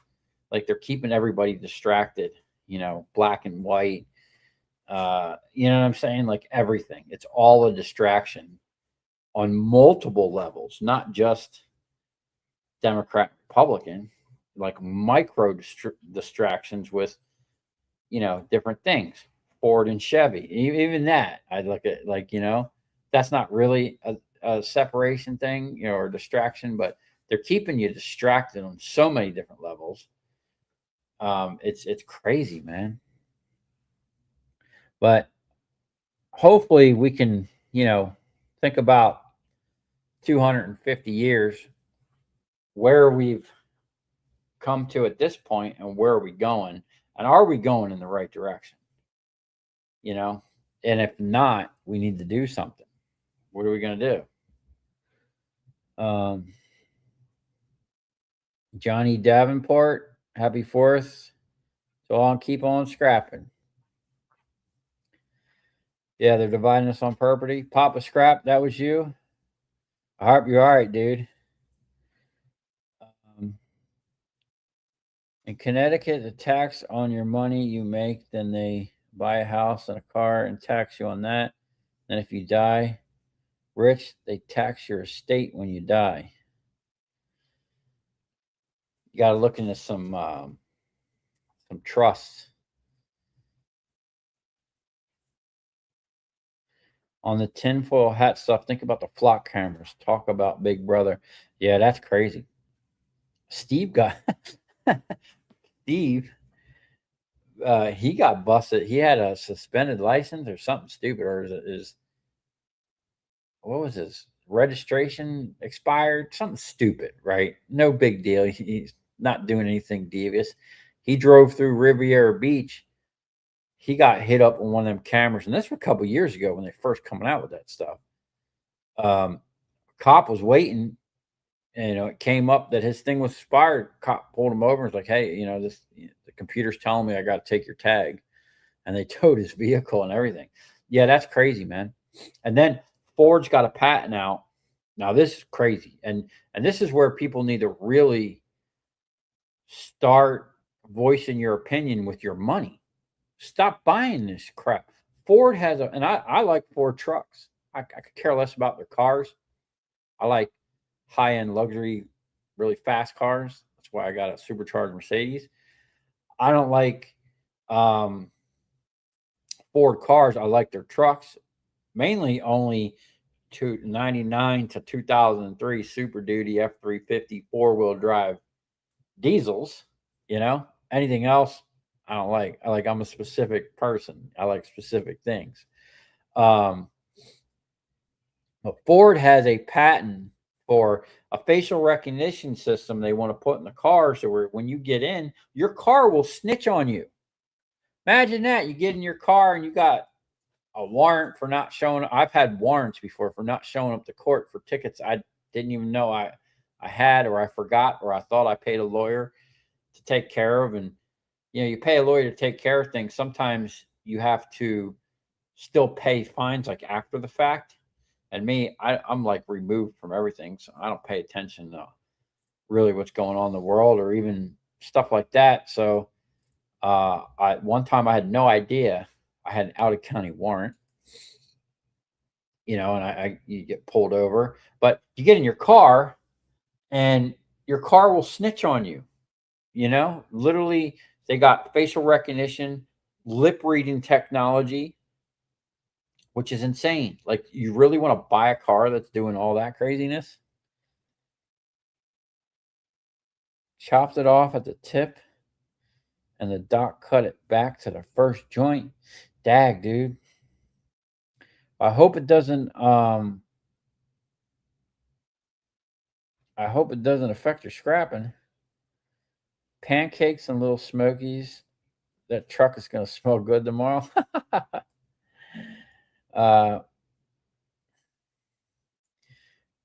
yeah, we won. Let's burn and break stuff. It'll never understand that. Yeah, I don't know, man. That doesn't that doesn't make sense to me. You know, like the people that riot in their own town and burn their own towns down. Yeah, that makes sense. That's an intelligent thing to do. Um,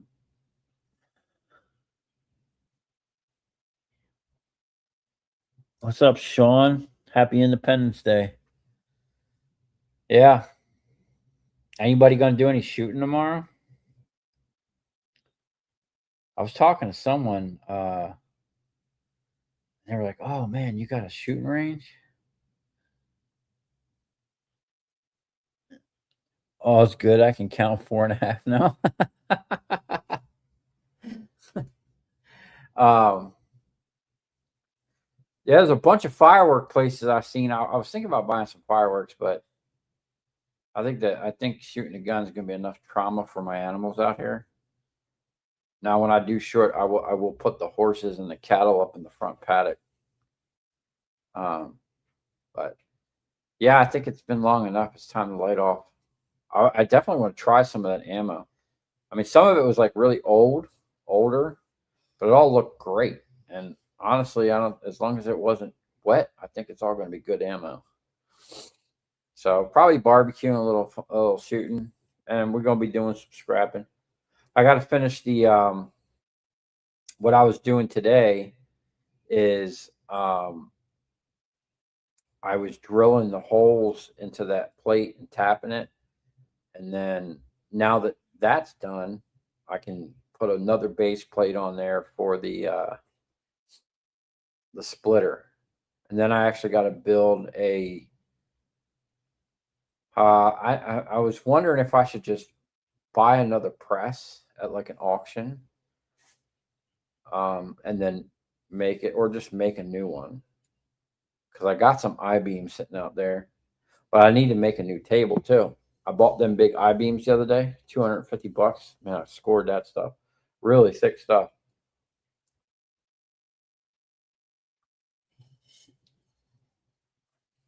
So yeah, I actually the concrete's kind of holding me up at this point because I need to move them shelves and rotate my stuff over and kind of start piecing those tables together. Um, man, I'm just thinking about like there's just so much to do. I could probably just spend a whole month and probably it not look like I did much. Like if I didn't have to go out and I just stayed here every day for a month, that's kind of what I need.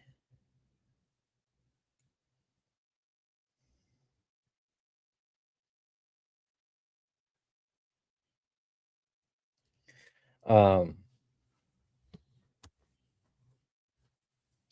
but there's like so much to do, not just like, you know, the shop wise, but with like the ranch. There's like so much stuff I need to do. I need to fix some fencing. I seen this really cool thing. Uh, you probably seen in the beginning of the video where I put the rotator on the skid steer when I was out at that guy's ranch. I don't even think it was a ranch, dude. It was just a big piece of property. Man, he had so much stuff out there, but he had this really cool setup for it was basically just a claw like this, with some really jagged teeth for ripping out the poles. Well, that's what he said it was for.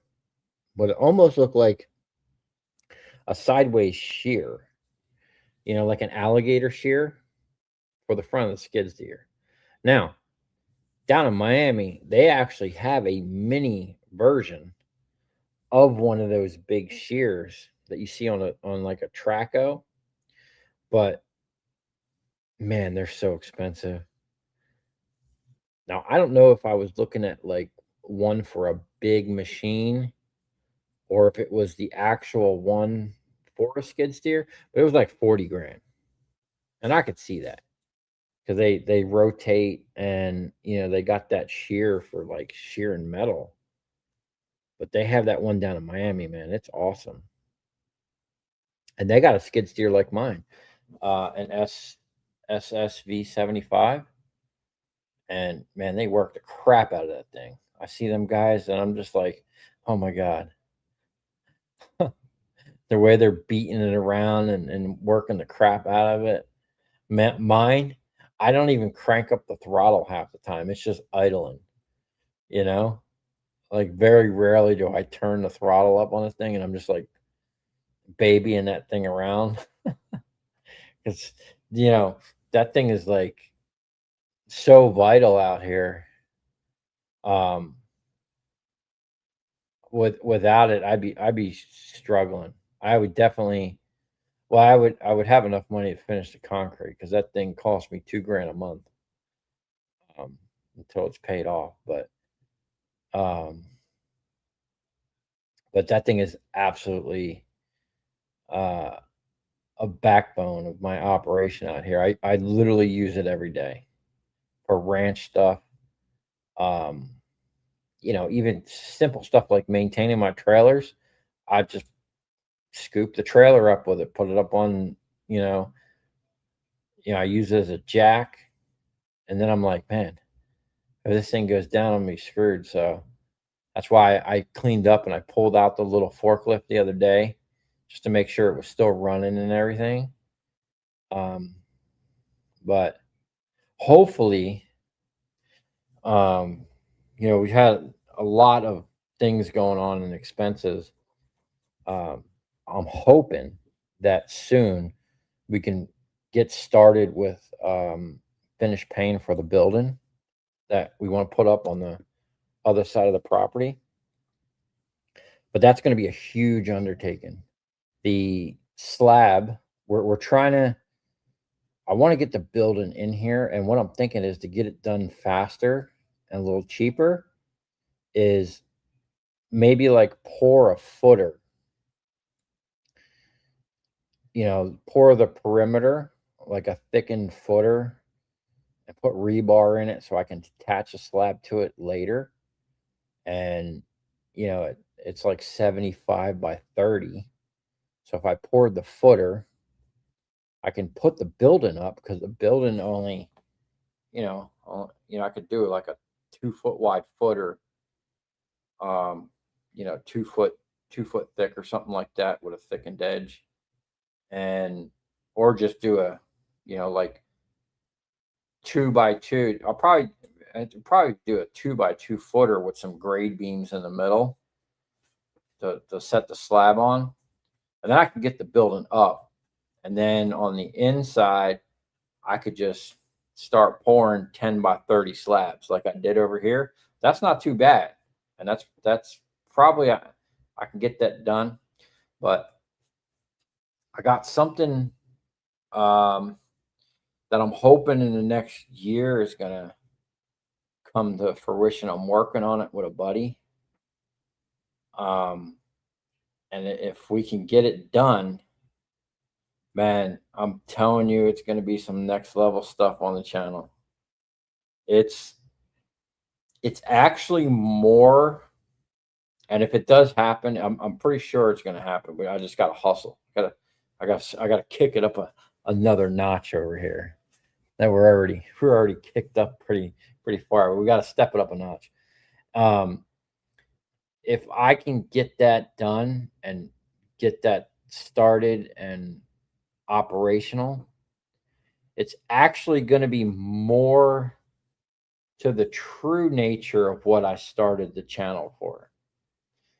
To this day, I've never actually told, showed, or hinted to why I actually started YouTube. Because before I started a YouTube channel, I was not on any type. I was like a ghost in the machine.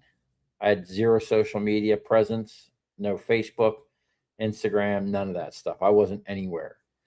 And then I was getting involved in something, and I was really, really pushing it. I was doing a lot of things. I was actually literally going to go to college to become a patent agent so I can patent my own stuff and make a prototype and make a product, which is, I've actually said on the channel, I've wanted to make a product with the copper that I get. But before I was even into recycling, I had made a prototype of something, and I had a working prototype, and it was awesome. Not sure what happened to it in one of the many moves I've had, but that's okay. The working prototype was extremely crude. But now that what I really needed at the time was a milling machine and a lathe. And that's kind of why I got that mill and that lathe, and I was trying to set up a little machine shop, and I don't have a machining background. I understand like what they can do, and I could just get on there and start messing with it. But like there's certain aspects of being a machinist that I don't know, which my buddy wants to teach me. Simple stuff like feeds and speeds for certain materials, the process, programming. He's got, I'll just tell you, he's got a 5-axis machine sitting there that I'm trying to get. And he's into engineering. You've actually seen some of the stuff he's engineered. I've showed it to you. You've seen some of the things like the AR forearm grip or whatever. He engineered the dies for the extruded aluminum. He came up with the process of actually making it, the feeds and speeds and the steps to do all that. So that's kind of where I want to go, because not only do I want to make a product with the copper, I have a great idea for a couple different products, and I think you guys would love it, right? But my original thing that I wanted, which is something that everybody from male or female, the little kid to an older dude would absolutely love. Um, and it's something that's functional, and would be cool and would be like, so my version of this product would be like the Bugatti of this product. Just top notch, high end, the best of the best. And they'd be one offs. No two would be the same. So they'd be like pieces of art almost. You know, that's where I was going before I got into scrapping. Then all of a sudden I came across transformers in 2008 when housing market was crashed. I was working big demolition company and everything got slow. It's kind of struggling for money. And then someone introduced me to scrapping, which I had being in demolition, you would think we were in more concrete demolition. So it wasn't like we were doing houses or anything. But man, for 10 years, you know how much copper I cut through, cutting concrete, and I just watched it go in the dumpster. I had no idea what it was worth. Definitely wasn't worth what it is now, but it was still worth saving. I regret not being on top of that, but I made good money until 2008. And then someone showed me transformers, and that was it, man. I just was like, put everything aside.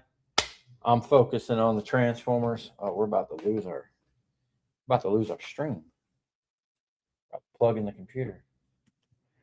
There we go. Okay. So yeah, man, I was like, I was struggling, so I was trying to come up with something else to make money. And then when the transformer came, I was like, wow, I'm working for this company 60 hours a week when we were busy to make, I don't know, my best checks were like $1,600 for the week. And then I get into these transformers and I'm making my machines cranking out. Back then it was 3 a minute at $5 a piece profit average, much more on the 1,000-watt transformer. So you're talking $9-10 a piece profit, 3 a minute. We're making like $900 an hour back then. And I'm paying a dude $10 an hour cash to help me. I'm making more money in one day and having fun and,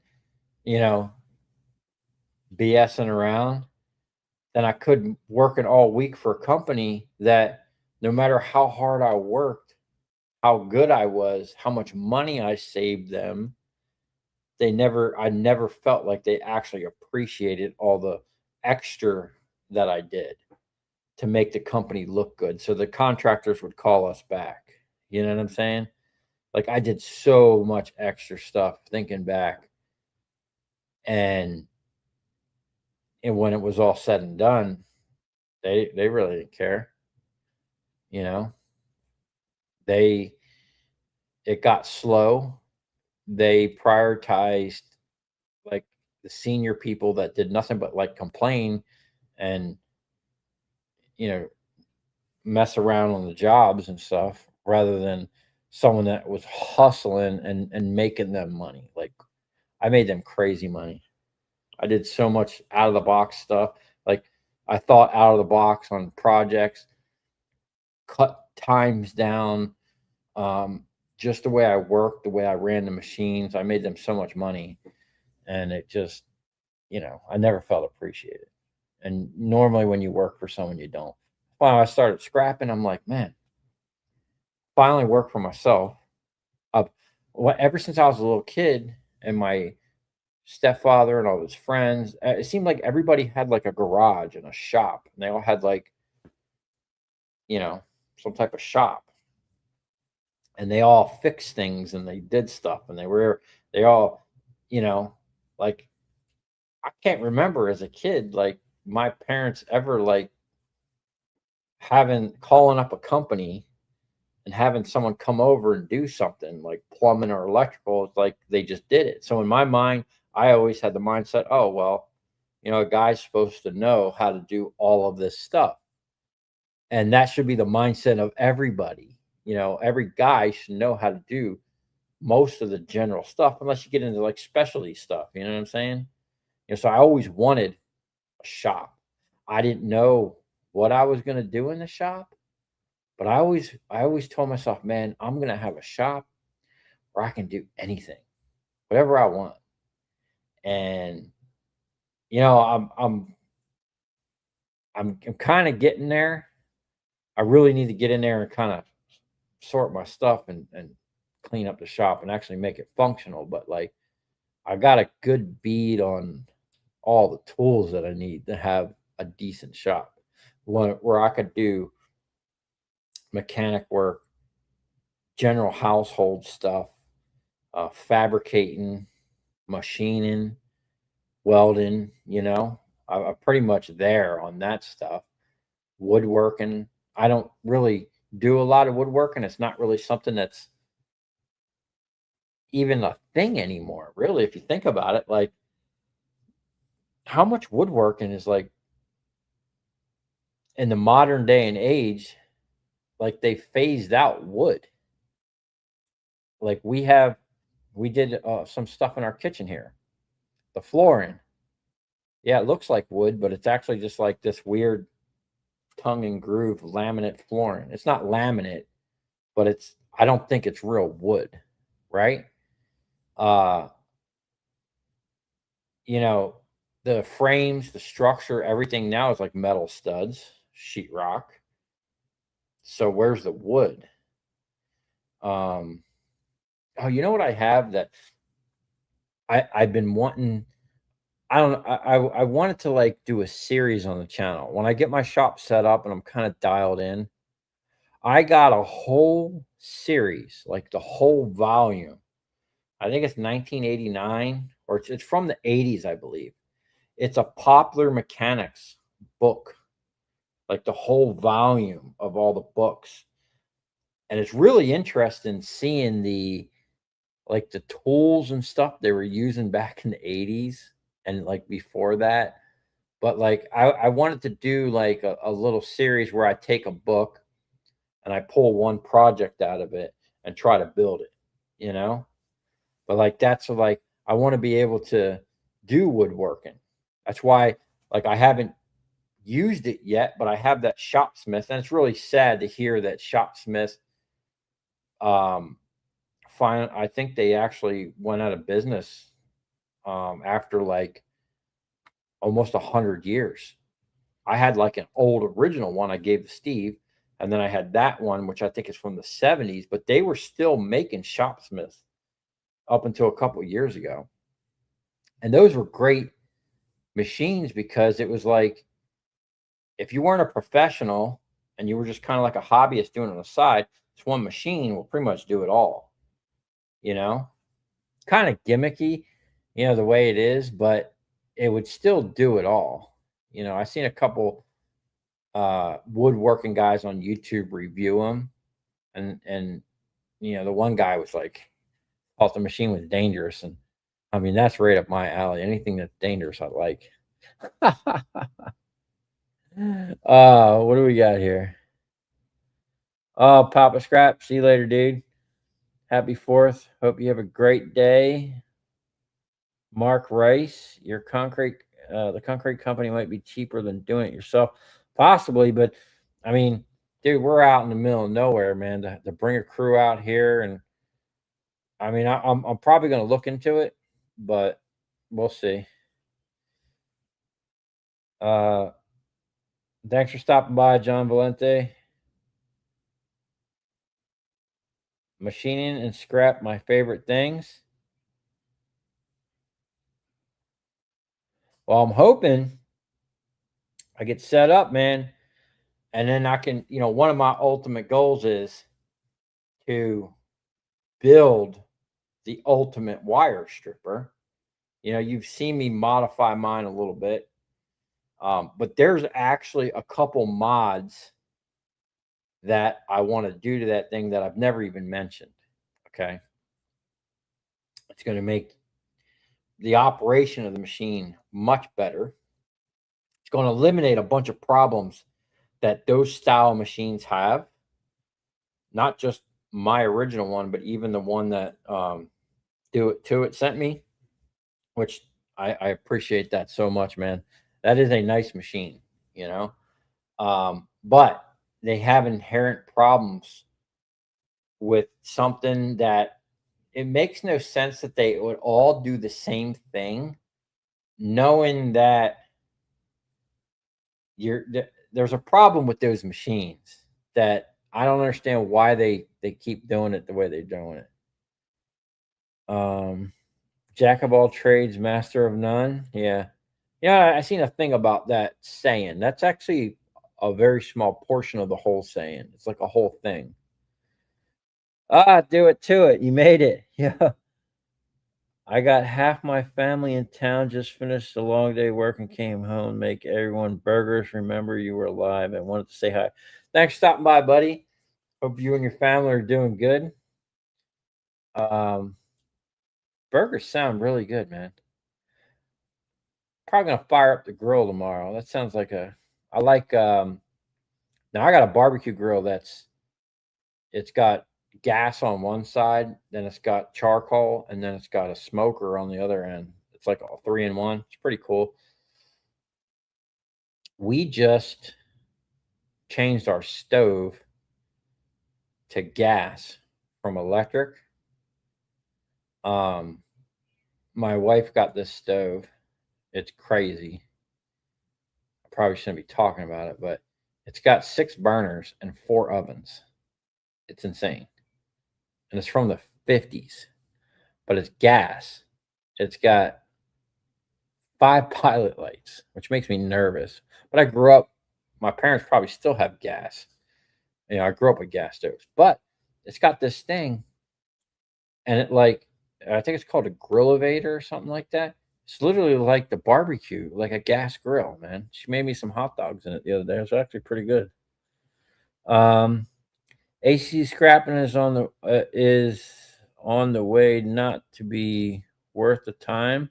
All my Havoc friends say copper coils are going the way of the copper transformer. Yeah, that sucks, man. Um, but there's still millions of those units out there. The older ones. I mean, I see piles of them at the scrapyard, and unfortunately, yeah, all the new stuff is just crap. But even the new ones, the AC compressors, um, the ones that I've gotten, the percentage of the copper is still high in them. There are some aluminum ones, but a lot of them still have copper things, and that's why I'm like, I need to just push on this stator wrecker because I'm not only is it going to be for electric motors, but I have the AC cutter that I'm going to incorporate right into it. So in my mind, I'm trying to figure out where all the layout's going to be. Um,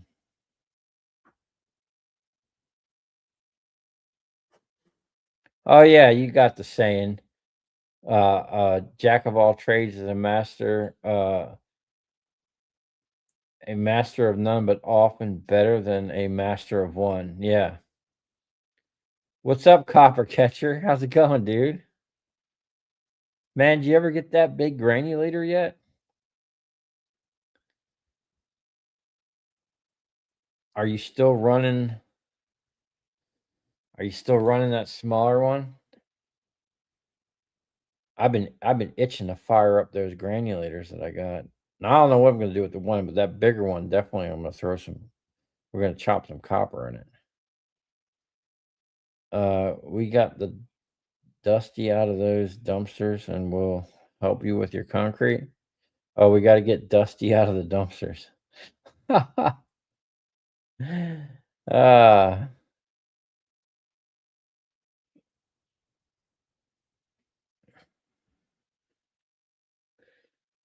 Gas cooks a lot better than electric. Yeah, my wife likes it, dude.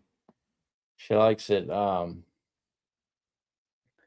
She likes it better than the electric. She said that the electric just like it wasn't as, I guess it was almost like all or nothing. It was hard to get a good in between. Probably burned a lot of stuff. uh it's on a train somewhere between California and Chicago. Dag, dude. What's up, Brent? How's the scrap gods treating you? Pretty good. I've been trying to clean out all the scrap I got sitting in the yard. I took a decent load out of here the other day, and then I brought in I got some big nuggets of copper we got to run through.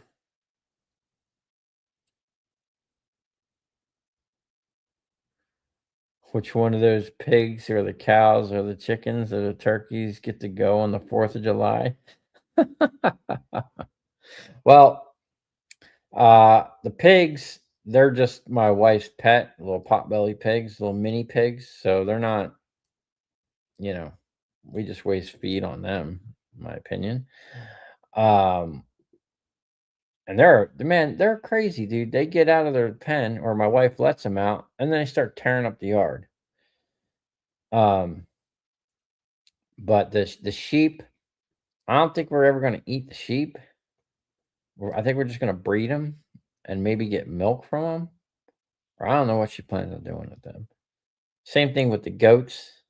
I don't know that we're ever going to eat them. Now the chickens, where's that thing at? We got one of them cones. Cut their heads off.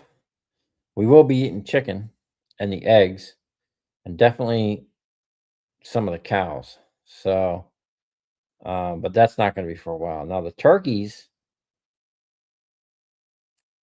I'm pretty sure we're going to breed them and get eggs, and probably slaughter some of them too.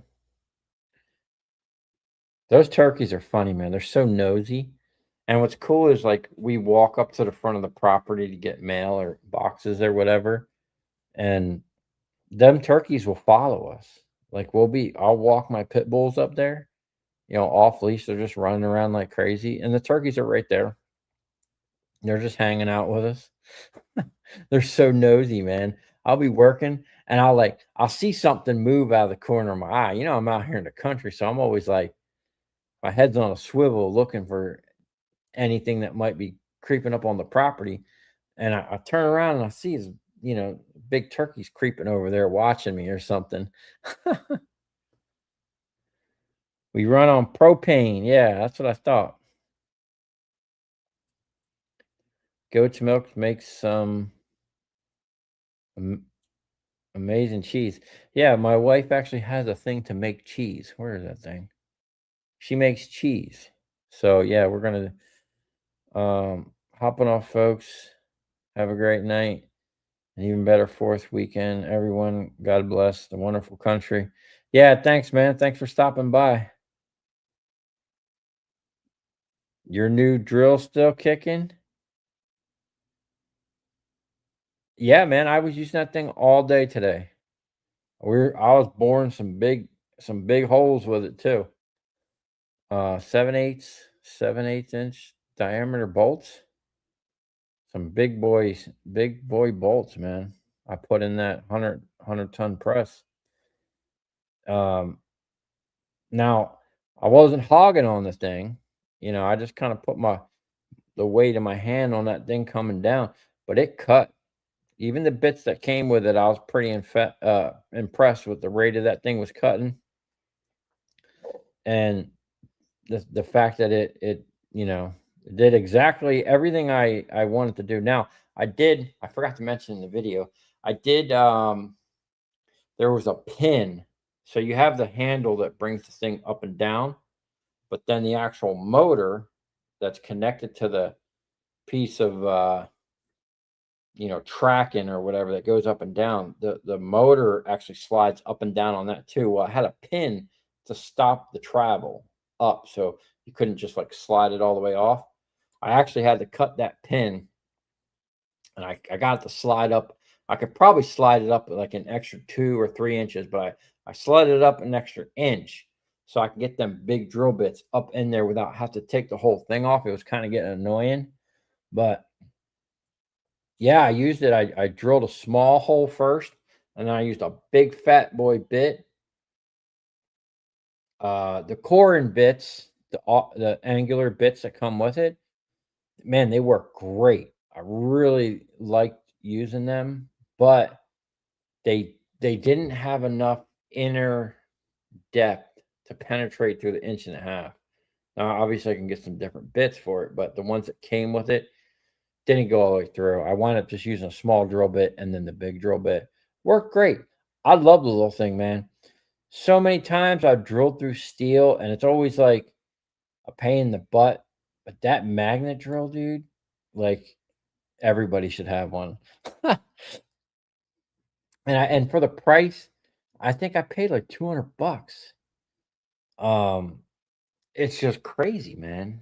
The stuff that you can get now for so cheap. Um, is it gonna last? I don't know. You know, it was getting hot because I was running them big bits, and I had the RPMs down really low, so the motor wasn't spinning really fast to pull, the air through. It's got the little thing that pulls the air through.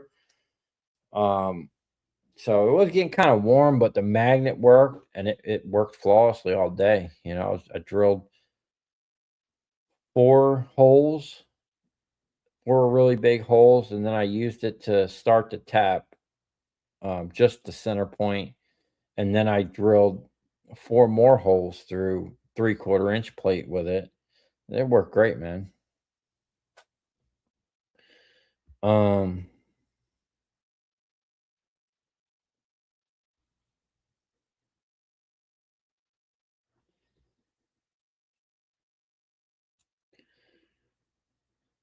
I'm cooking on a Weber electric grill right now. The Pro Crane grill cooks up twice as good as electric. Yeah, flat Flatlander Express. Lamb chops on the menu. uh,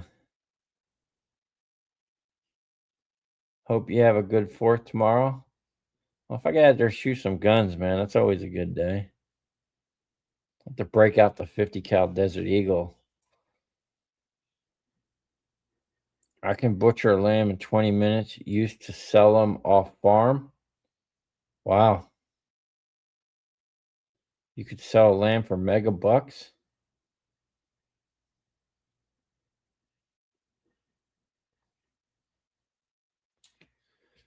New ads on your lives are better than from YouTube. Um, yeah, I don't know.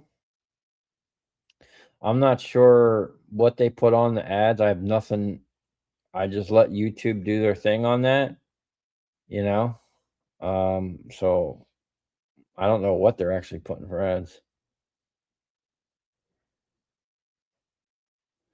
I was worried about the bits. I know they can be super cheap. They probably are cheap bits. They're probably like a high speed steel or something. But man, I mean, they cut. I did use oil with them, but they cut right through that stuff. They did pretty good. I was pretty impressed with them bits. And then I messed up one of the holes. Somehow I got 3 of them perfect. Because what happened, you'll see in the video, I drilled and tapped the holes in the big plate first. And now that I have those holes there, I have to just drill holes. I don't have to tap them. I just got to drill holes through all the plates that sit on top. But transferring and getting everything lined up, getting those 4 holes with tight tolerances, a decent tolerance, so it's not got a lot of flop. Transferring it and figuring out how to transfer it, the layout from metal that has no squared trued edges. That was fun. So I really, it was hard to find a reference point or where to start to transfer the layout. I actually made a grid on the big plate that was wider than everything. So I put the plate on top and I could see the lines, and I kind of did it that way, but I still had to do a lot of measuring. And I don't know if I set the drill up wrong, or I measured it wrong, but I was just like an 1/8 inch over in a weird direction. It wasn't just like this, it was like up over here. And so the great thing about the mag drill and those angular bits is I was able to put the mag drill back down, and because it's solid, and I don't think I could have done this with a regular drill bit. I could have probably done it with a hole saw or those angular bits. I was able to moon the hole just to shift it up and over where I needed it. But the 3 holes that I got, I wind up getting them like perfect, you know? And then the other one was slightly off, but I was able to fix it. So yeah, you'll see it in the next video coming up. But now that I have the base plate drilled and tapped, I can go ahead and cut all my other plates, and I got a good idea of how to going forward, how to reference everything. Now, ultimately, if I had squared edges and I had my milling machine set up, I could just use the digital readout and pluck all the holes real quick. It'd be a lot easier than manually, trying to measure and make everything, trying to make something square when you're starting with a piece of metal that's not square or doesn't have straight edges it was fun. So, and then my wife's like, "What have you been doing all day?" It's like, "I've been measuring things 20 freaking times so I can drill a hole once and not 10 times." Uh, but yeah, but now I can move forward with. I need to make 2 more jigs. One, a custom V block that's going to actually be like a V block and not that H beam I was using. And then I need to make something where I can have. I'm almost thinking of. I used to have this little wrench that was a keychain wrench, and it was really cool because it was like really small here and just had like steps that got bigger and bigger and bigger and bigger. And I'm thinking about doing something like that for punching out shafts. So I start out with like, almost like something like that, but round, almost like a V that I could put the shafts in and just do it real quick for different size shafts. Just plop it in, punch down on it. I don't know.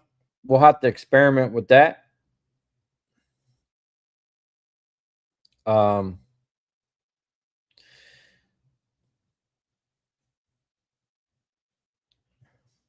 Past that, I'm still working, listening in the distance. I mean, if I wasn't going to do this live stream, I'd still be out there working. I'd be out there welding. Mag drills don't use bits; they use angular cutters. We use them every day. Well, I mean that is true, but my mag drill came with a drill chuck to use bits, and today, for what I was doing, I had to use bits, so I was using drill bits, and I had to modify the drill slightly to get the drill bit up in there. But yeah, it worked great, man. I mean, the angular cut. What I like about the angular cutter, it reminds me of core drilling. It's basically your core drilling. You're not like a drill bit. You're hogging out the whole thing, right? So you have to cut all that material. But with the angular bits, angular cutters, or what do you call them? Angular cutters. You're just doing the circle like a hole saw. So you're not cutting as much material, which makes sense to me, especially when you're doing bigger diameter stuff. You no need to hog out all that stuff there. What's up, Phil? Happy 4th. That mag looks insanely good. It looks super strong.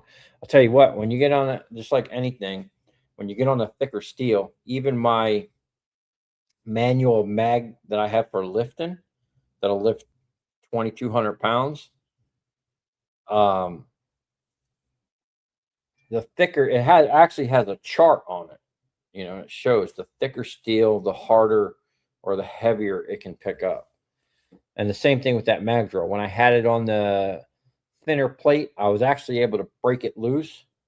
But when I had it on the 1/2-inch thick plate and that inch plate, I couldn't budge it. I mean, I was pulling on it. I was literally hanging on it.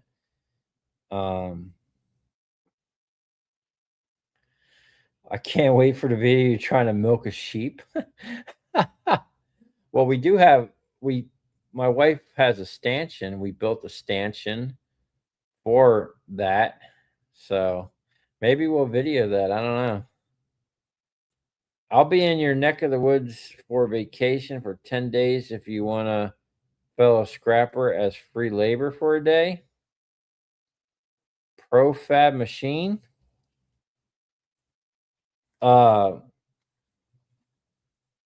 Maybe. When are you going on vacation? And where are you going? How do you know where my neck of the woods is? No, I'm just kidding. But yeah, send me an email, productshopfl@gmail.com. Send me your number or something. We'll see if we can't meet up. I'd always like to meet anybody out here, all you scrappers. Did you find out if you had the right oil as the oil you used looked thick? Oh, the cutting oil? I use some Golden Spectrum 2-stroke oil. It's just what I had. That's what's in the bottle right now. Yeah, it's kind of thick. Probably not the best stuff for it. I do have some Magic Tap somewhere. So once that stuff, I'm gonna just leave it in there and let it run. It seemed to do a great job. Maybe it didn't flow as good as it should have, but I'll just fill it up with Magic Tap and let it kind of run them both. Vevor is one of the better Chinese made stuff. I have a plasma cutter and 2 diesel heaters. My wire stripper is made by Vevor. My hanging scale is Vevor. Sweet. I mean, my forges as well. I should probably. Is it Vevor or Temu? Maybe both of them. One of them companies was emailing the crap out of me, wanting to do something. But I think it was Temu. Has anybody had any experience with Temu? I don't know. I just think like for certain things. I mean, I wish I could just say, yeah, just buy American all the time, but I mean that's almost impossible nowadays. Like, if you have any type of cell phone, you're not buying American. Although, didn't Trump say he was making a phone that was made in America? Did that ever pan out? Or if you have a TV or a computer, I doubt it's made in America.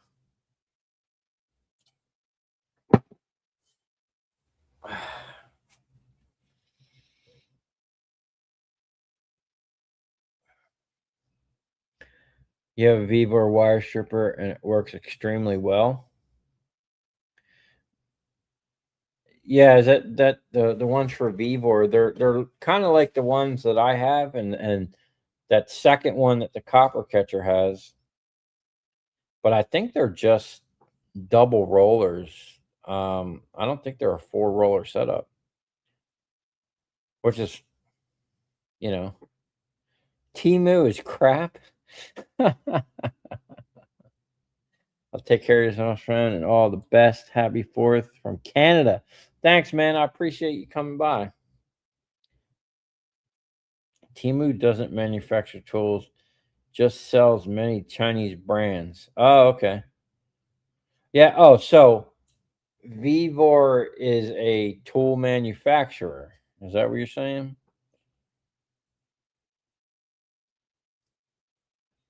The only thing you get from Temu would just add to your scrapping. Oh man. Yeah, that's crazy. I wonder how much stuff the crazy stuff they sell, man. It's like so cheap. Why are we even like entertaining that cheap stuff? Um and it's like I think about that drill that I just bought, right? And it came with a set of like 5 or 6. I think it came with 6 cutting bits, right? So a quality bit, I'm assuming you go to like if I went to the welding supply store and I wanted to buy 6 angular cutters, that's got to be more than $200. So the fact that you can buy not only the 6 cutters, but a whole mag drill, right? And then have it shipped coming from like China for $200. Like, how much does it really cost to make that drill? You know, like it's got to be a few bucks, man. I mean, if it cost them $10 to make that, I'd be surprised. There's no way that like, I don't know, man. They got it down. They definitely got their manufacturing down. We're slacking. Timu is Chinese Amazon.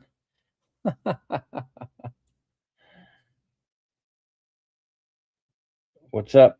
Scrapping GMN? Scrapping MN?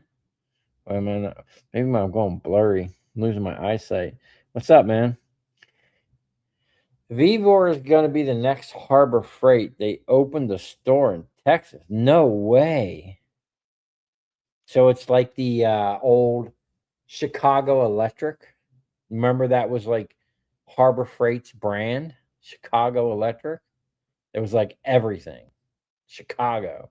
I still have some things that say Chicago on it. Now Harbor Freight seems to be stepping up their quality a little bit on a lot of things, and bringing in a bunch of different brands. What do they have? They have the Hercules drills. They have the Ion or something tool line. Their tool cabinets.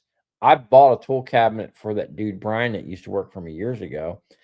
I mean, um, the quality was okay. I couldn't see anything wrong with it. I think I actually have like a moth or something. I don't know if I have a Harbor Freight tool thing. Um, but man, some of their toolboxes look nice. And when you look at their toolboxes and the price compared to like a Snap-on or Matco box or Mac toolbox, holy cow, man. You know, you're talking about it's almost like a car payment or something, man. Um, order a no-name air jack for my shop press. When it came, it was Vivor. Works great. It was the cheapest. It was cheaper than the Vivor site. That's cool. Um, what's your gonna to side cutter? I need a good one that does not dull easily. What's your go-to side cutter? Side cutters, you mean in like a pair of dikes? Side cutters. So when it comes to, I'm assuming you're talking about wire cutters or a pair of dikes. Um, So I like, and I actually showed on the video because I bought a new pair and they were slightly different, but they still work good. I like the DeWalt dikes mainly because they have spring-loaded returns and it has a um, multiplied force cutters, not just a direct. You know, it actually has a thing in there. Now, I will say it doesn't open as wide as a regular pair of cutters, but when you're doing repetitive stuff, the spring loaded, whichever brand you go to, right, is going to be way better, way more efficient, less taxing and extra stuff you have to do when it's just spring loaded. You're just cranking down on it. So I would definitely, no matter what you get, is get something that's spring loaded. Like I said, I like the DeWalt one because it's multiplied force handles. For what I do with them, they work great. When I'm doing the transformers and a lot of other things, I like the Milwaukee aviation shear. They're like somewhat serrated. You get them at Home Depot. They're not, they're kind of expensive. They're like 16 or 18 bucks or something, but they're like tin snips. I like the straight cut ones. Um, and they work really good. Um, it's funny, I had people yelling at me in the comments, "Oh, you're cutting wires with tin snips." It's like, yeah, you can cut steel. Like a lot of times, if you're scrapping, you're in there cutting, you have little steel things holding capacitors or straps or cut a steel cable. You got tin snips made for cutting steel. You just keep on cutting. Also, they got spring loaded handles. You know what I'm saying? So it's less fatigue on your hand. Um, but the thing is with those, they're only good for like small wires. You're not going to get in there and cut some big wires. And then now, the guy turned me on to the electric shears. First person I seen to use those was the copper catcher. He's been using them for a while now. And man, that works great. Not only that, those electric ones, um, I was cutting some copper pipe up with them. I was cutting the brass ends off some copper with them the other day. Now you're not going to cut super thick copper, but I was pretty impressed with them. Super impressed. And I don't know like how much more torque or cutting power like a name brand Milwaukee. I think that's what the copper catcher runs, the Milwaukee ones. Compared to the whatever brand, no name brand, off brand ones that I have. But the ones that I have, dude, those things are great. Not only that, that one battery, that thing lasted like it didn't even die. I just finally wanted to use the other battery and charge that one up all the way. Those batteries last forever, man. If you can get a set of those things, get some of them too. But when it comes to the dikes, I personally like the DeWalt ones because the multiply force and spring loaded handles. You can get whatever brand you want, really, but I would definitely get spring loaded handles. Um, Vivor is not a tool manufacturer. They are a large e-commerce retailer that connects with various manufacturers to build tools to put their name on them. It's crazy. I just watched a video about Craftsman.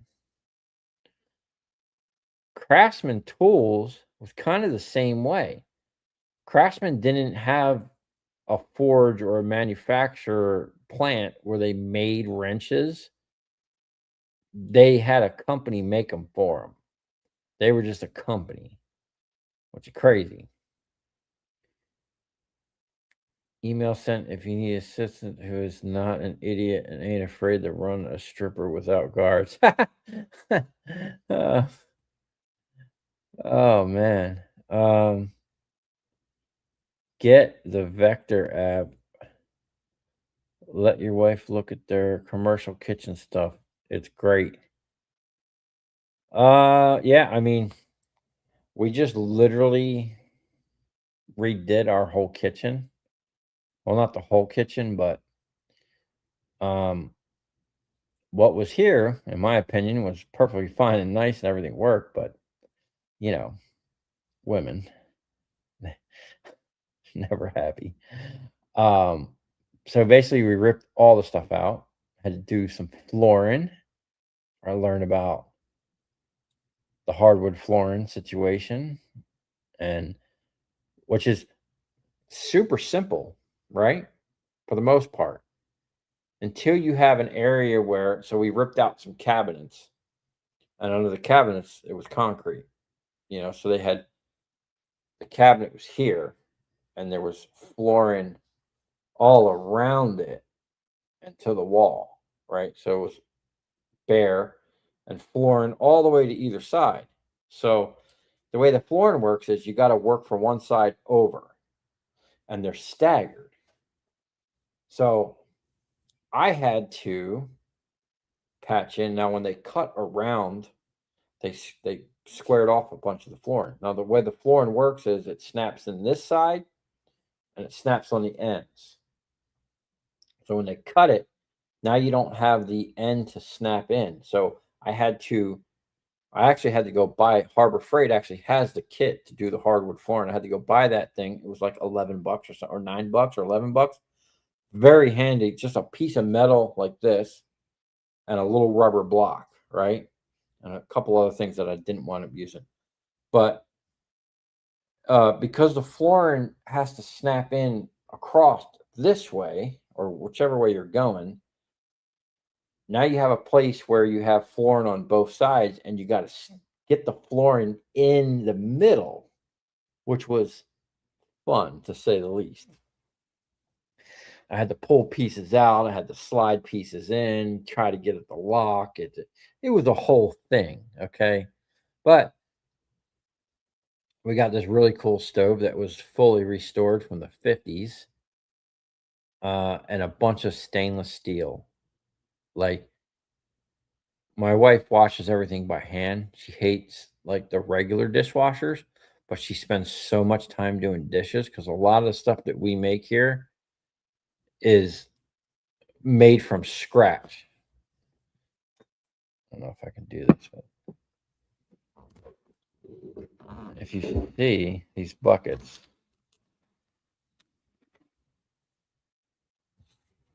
that's all like flour and oats and grains. And we actually have like a stone mill. Well, she does. I don't, I'm not allowed in the kitchen. I could just install the stuff, but she's got a stone mill, um, grinds, makes her own flour, rolls my own oats. She makes me oatmeal. Um, we have wheat, sugar, all kinds of stuff, like bulk stuff. We're trying to be prepared to be off the grid. You know what I'm saying? Be able to make our own food. So a lot of food that we make is literally from scratch. Like, she makes me pizza from scratch, bread from scratch, cheese. So she goes through a lot of dishes. So she spends a lot of time in the kitchen. She's over it. Okay. So we have a dishwasher, which I still have to wire in. It's three-phase, but it can be wired single phase. It's 220, but it's like a dishwasher that you would have in a commercial kitchen. It does a cycle every 90 seconds or something like that. It's insane. But yeah, we basically ripped out all the crap and we went to more of a commercial kitchen with a bunch of stainless steel stuff because of what we plan on doing, and we already are doing, making a lot of stuff ourselves. Conventional kitchen is not as friendly as, like, you know, as she wanted, I guess. I don't know. Seemed fine to me, but you know. So yeah. I'll let her know about that. She probably sees it. But we ordered a bunch of stuff. And actually, you'll see they sent us some stainless steel thing, and it came racked. Like, it's got two drawers. Well, when you slide the drawer over, there's a gap because the thing is like this. Must have got dropped. and it probably wasn't cheap. So they were like, "Oh well, just scrap it. We'll send you a new one." I got to keep it, so I got a stainless steel thing out there. Um,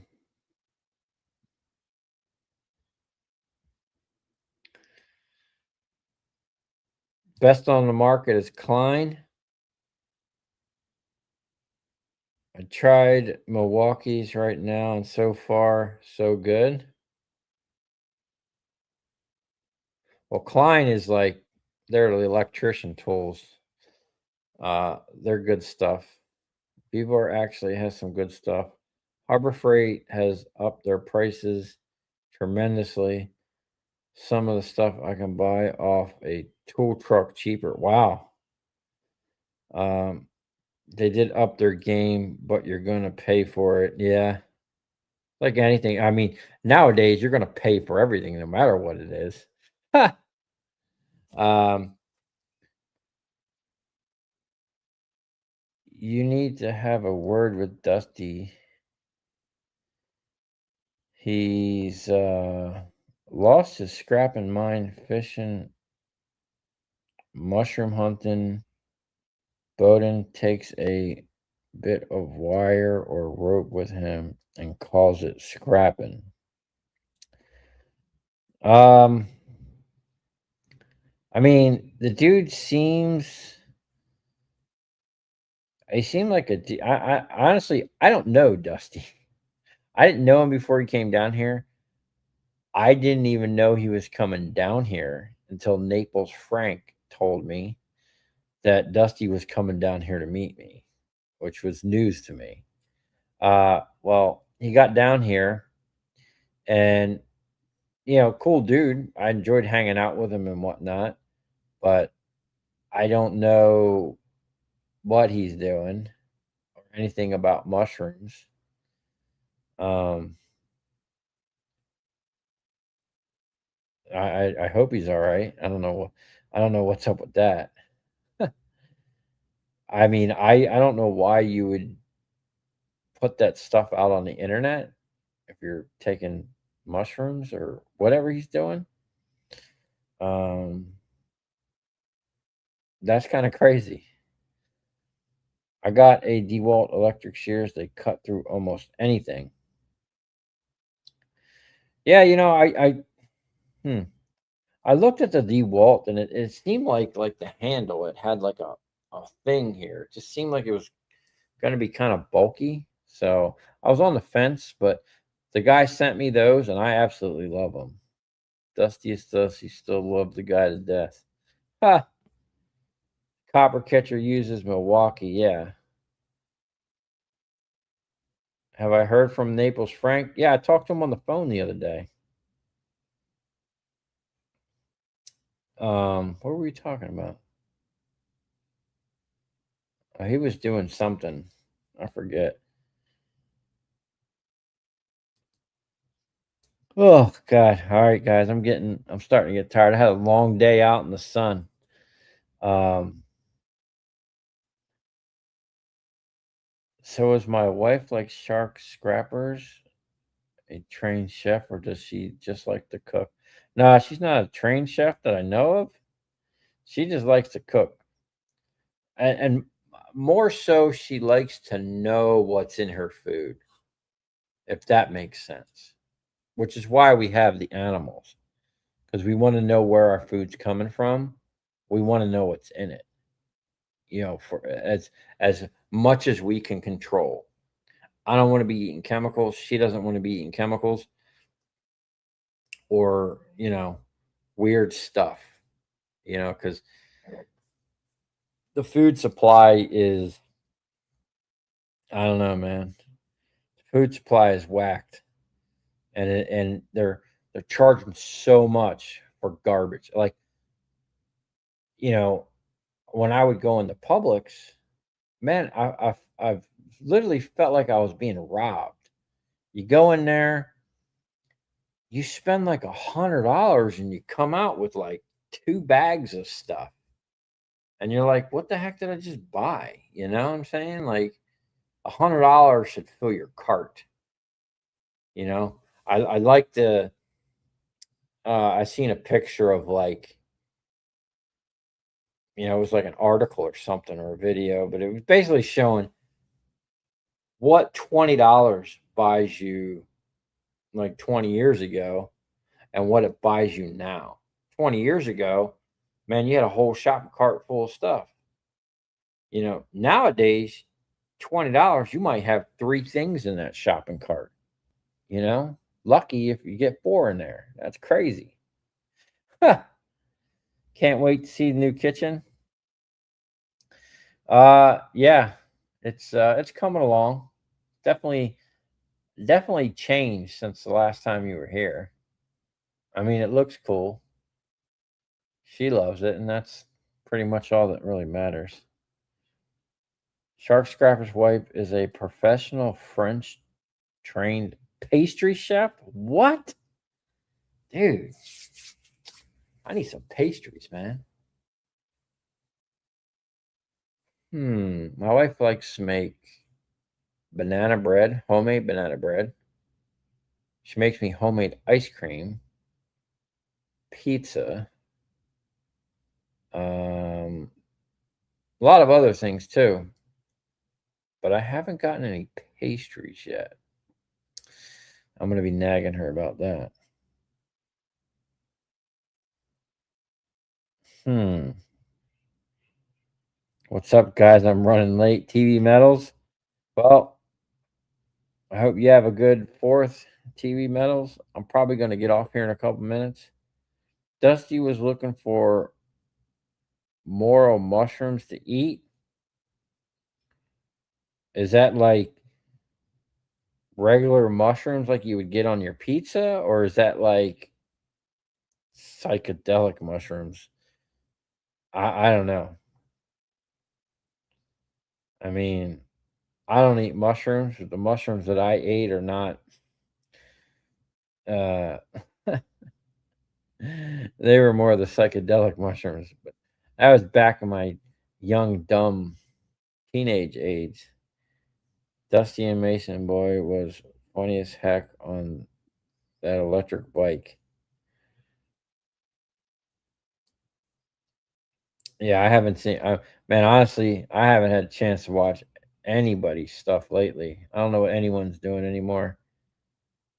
Like when I get up and I get out here, I I like start working and it just doesn't stop. Like I have a plan that I'm gonna kind of do. I got stuff I need to get done, and then like throughout the day, it's like boom, 20 minutes here, 30 minutes there, like extra stuff that just keeps coming. And like even this live stream, it's hard for me. Like I was out there working, and then like my wife had to say, "Hey man, you got a live stream." And like I pay for the StreamYard thing, it's like 40 or $50 a month, man. Um, so I really should be doing live streams like once a week.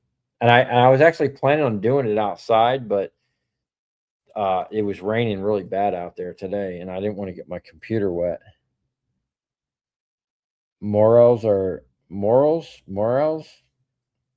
eating mushrooms. Okay, so he's not out there going on a trip. He's not out there doing a scrap journey on shrooms. But I man, that would be crazy, like, tripping on shrooms and, like, looking in dumpsters, like, everything would be, like, probably the greatest thing you've ever found. Oh my god. Oh, um, yeah, so, um, well, I whatever he's doing, I hope he's alright. Like, all you guys, I hope you guys are all doing okay. Um, it's getting to be a tough world out there. Banana bread is my favorite. Yeah, me too. I like banana bread. Um, Now that she's got this oven, This stove has 4 ovens and a warmer. That's crazy. And it's simple, right? Like I'm looking at this stove and what it does. And then I looked at like, the stove we took out of here, which was an electric stove with all the digital stuff. And that digital stove, if if you got 10 years out of it, holy cow. That'd be like, you know, a miracle. This thing is from the 50s. What are we talking? 70 years? And yeah, it has been restored, but like there's nothing on this stove that couldn't be refurbished over and over if it broke. I mean, you basically have metal burners and some valves, which could be resealed or refurbished or whatever.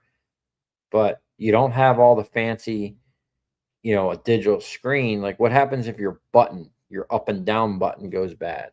All right. You going to be able to get parts for that?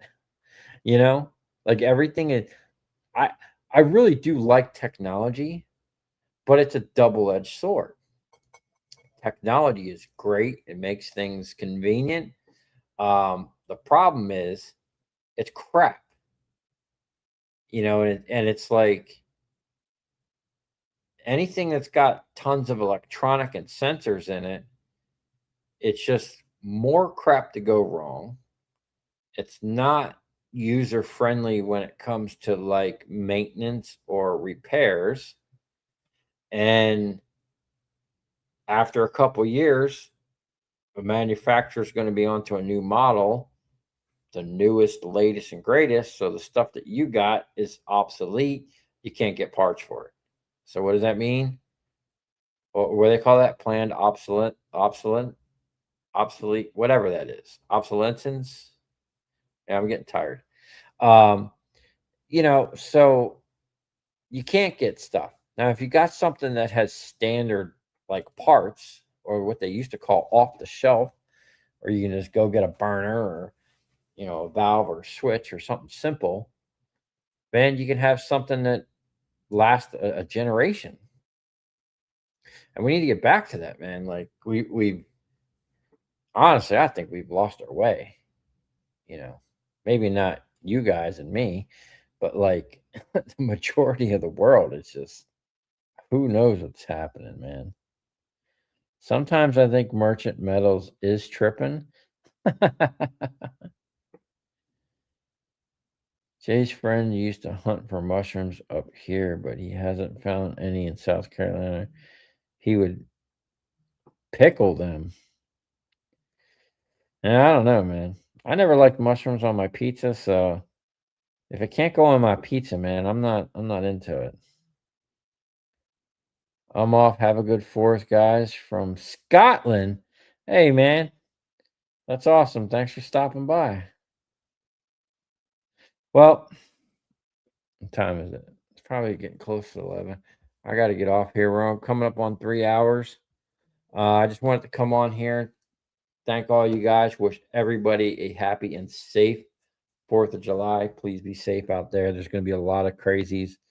You know, I like to, man, it's crazy. Like all the holidays, I look at like all the holidays and stuff like that. A lot of people use it as an excuse to like get trashed and drunk, right? Which is fine, whatever, cut loose, whatever. But man, you got to be safe about it, you know? I like to actually just stay home. I know nothing's going to happen, you know? Um but anyway, I really appreciate you guys coming on here. I appreciate all you guys watching. Um be safe out there. look out for your family and friends. Have a great time. Go shoot some guns. Have a barbecue. Have some beers. Whatever you're gonna do.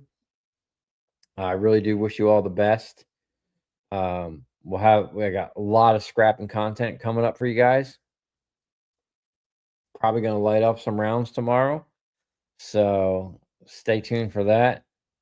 And on that note, y'all have a happy 4th of July. Everybody that's not in America, have a great weekend. Keep scrapping. And we'll see you guys. Keep your fingers. Yeah. Oh, someone gave me, I don't have any black powder, but I do have a bang, basically a little, I don't know what you would call it, a bang stick or um, it's a boom stick. Maybe that's what they call it. Yeah. But yeah, you guys keep your fingers, man. Stay away from them fireworks. On that note, have a great night. Everybody be safe. I appreciate me and my wife appreciate all you guys, all the support, all the comments, all the viewers, subscribers. We really do appreciate all you guys. I got a lot of good stuff coming up this week. We're going to be building, fabricating, and scrapping. Lots of scrapping coming up. So stay tuned for all that, and we'll see you on the next one.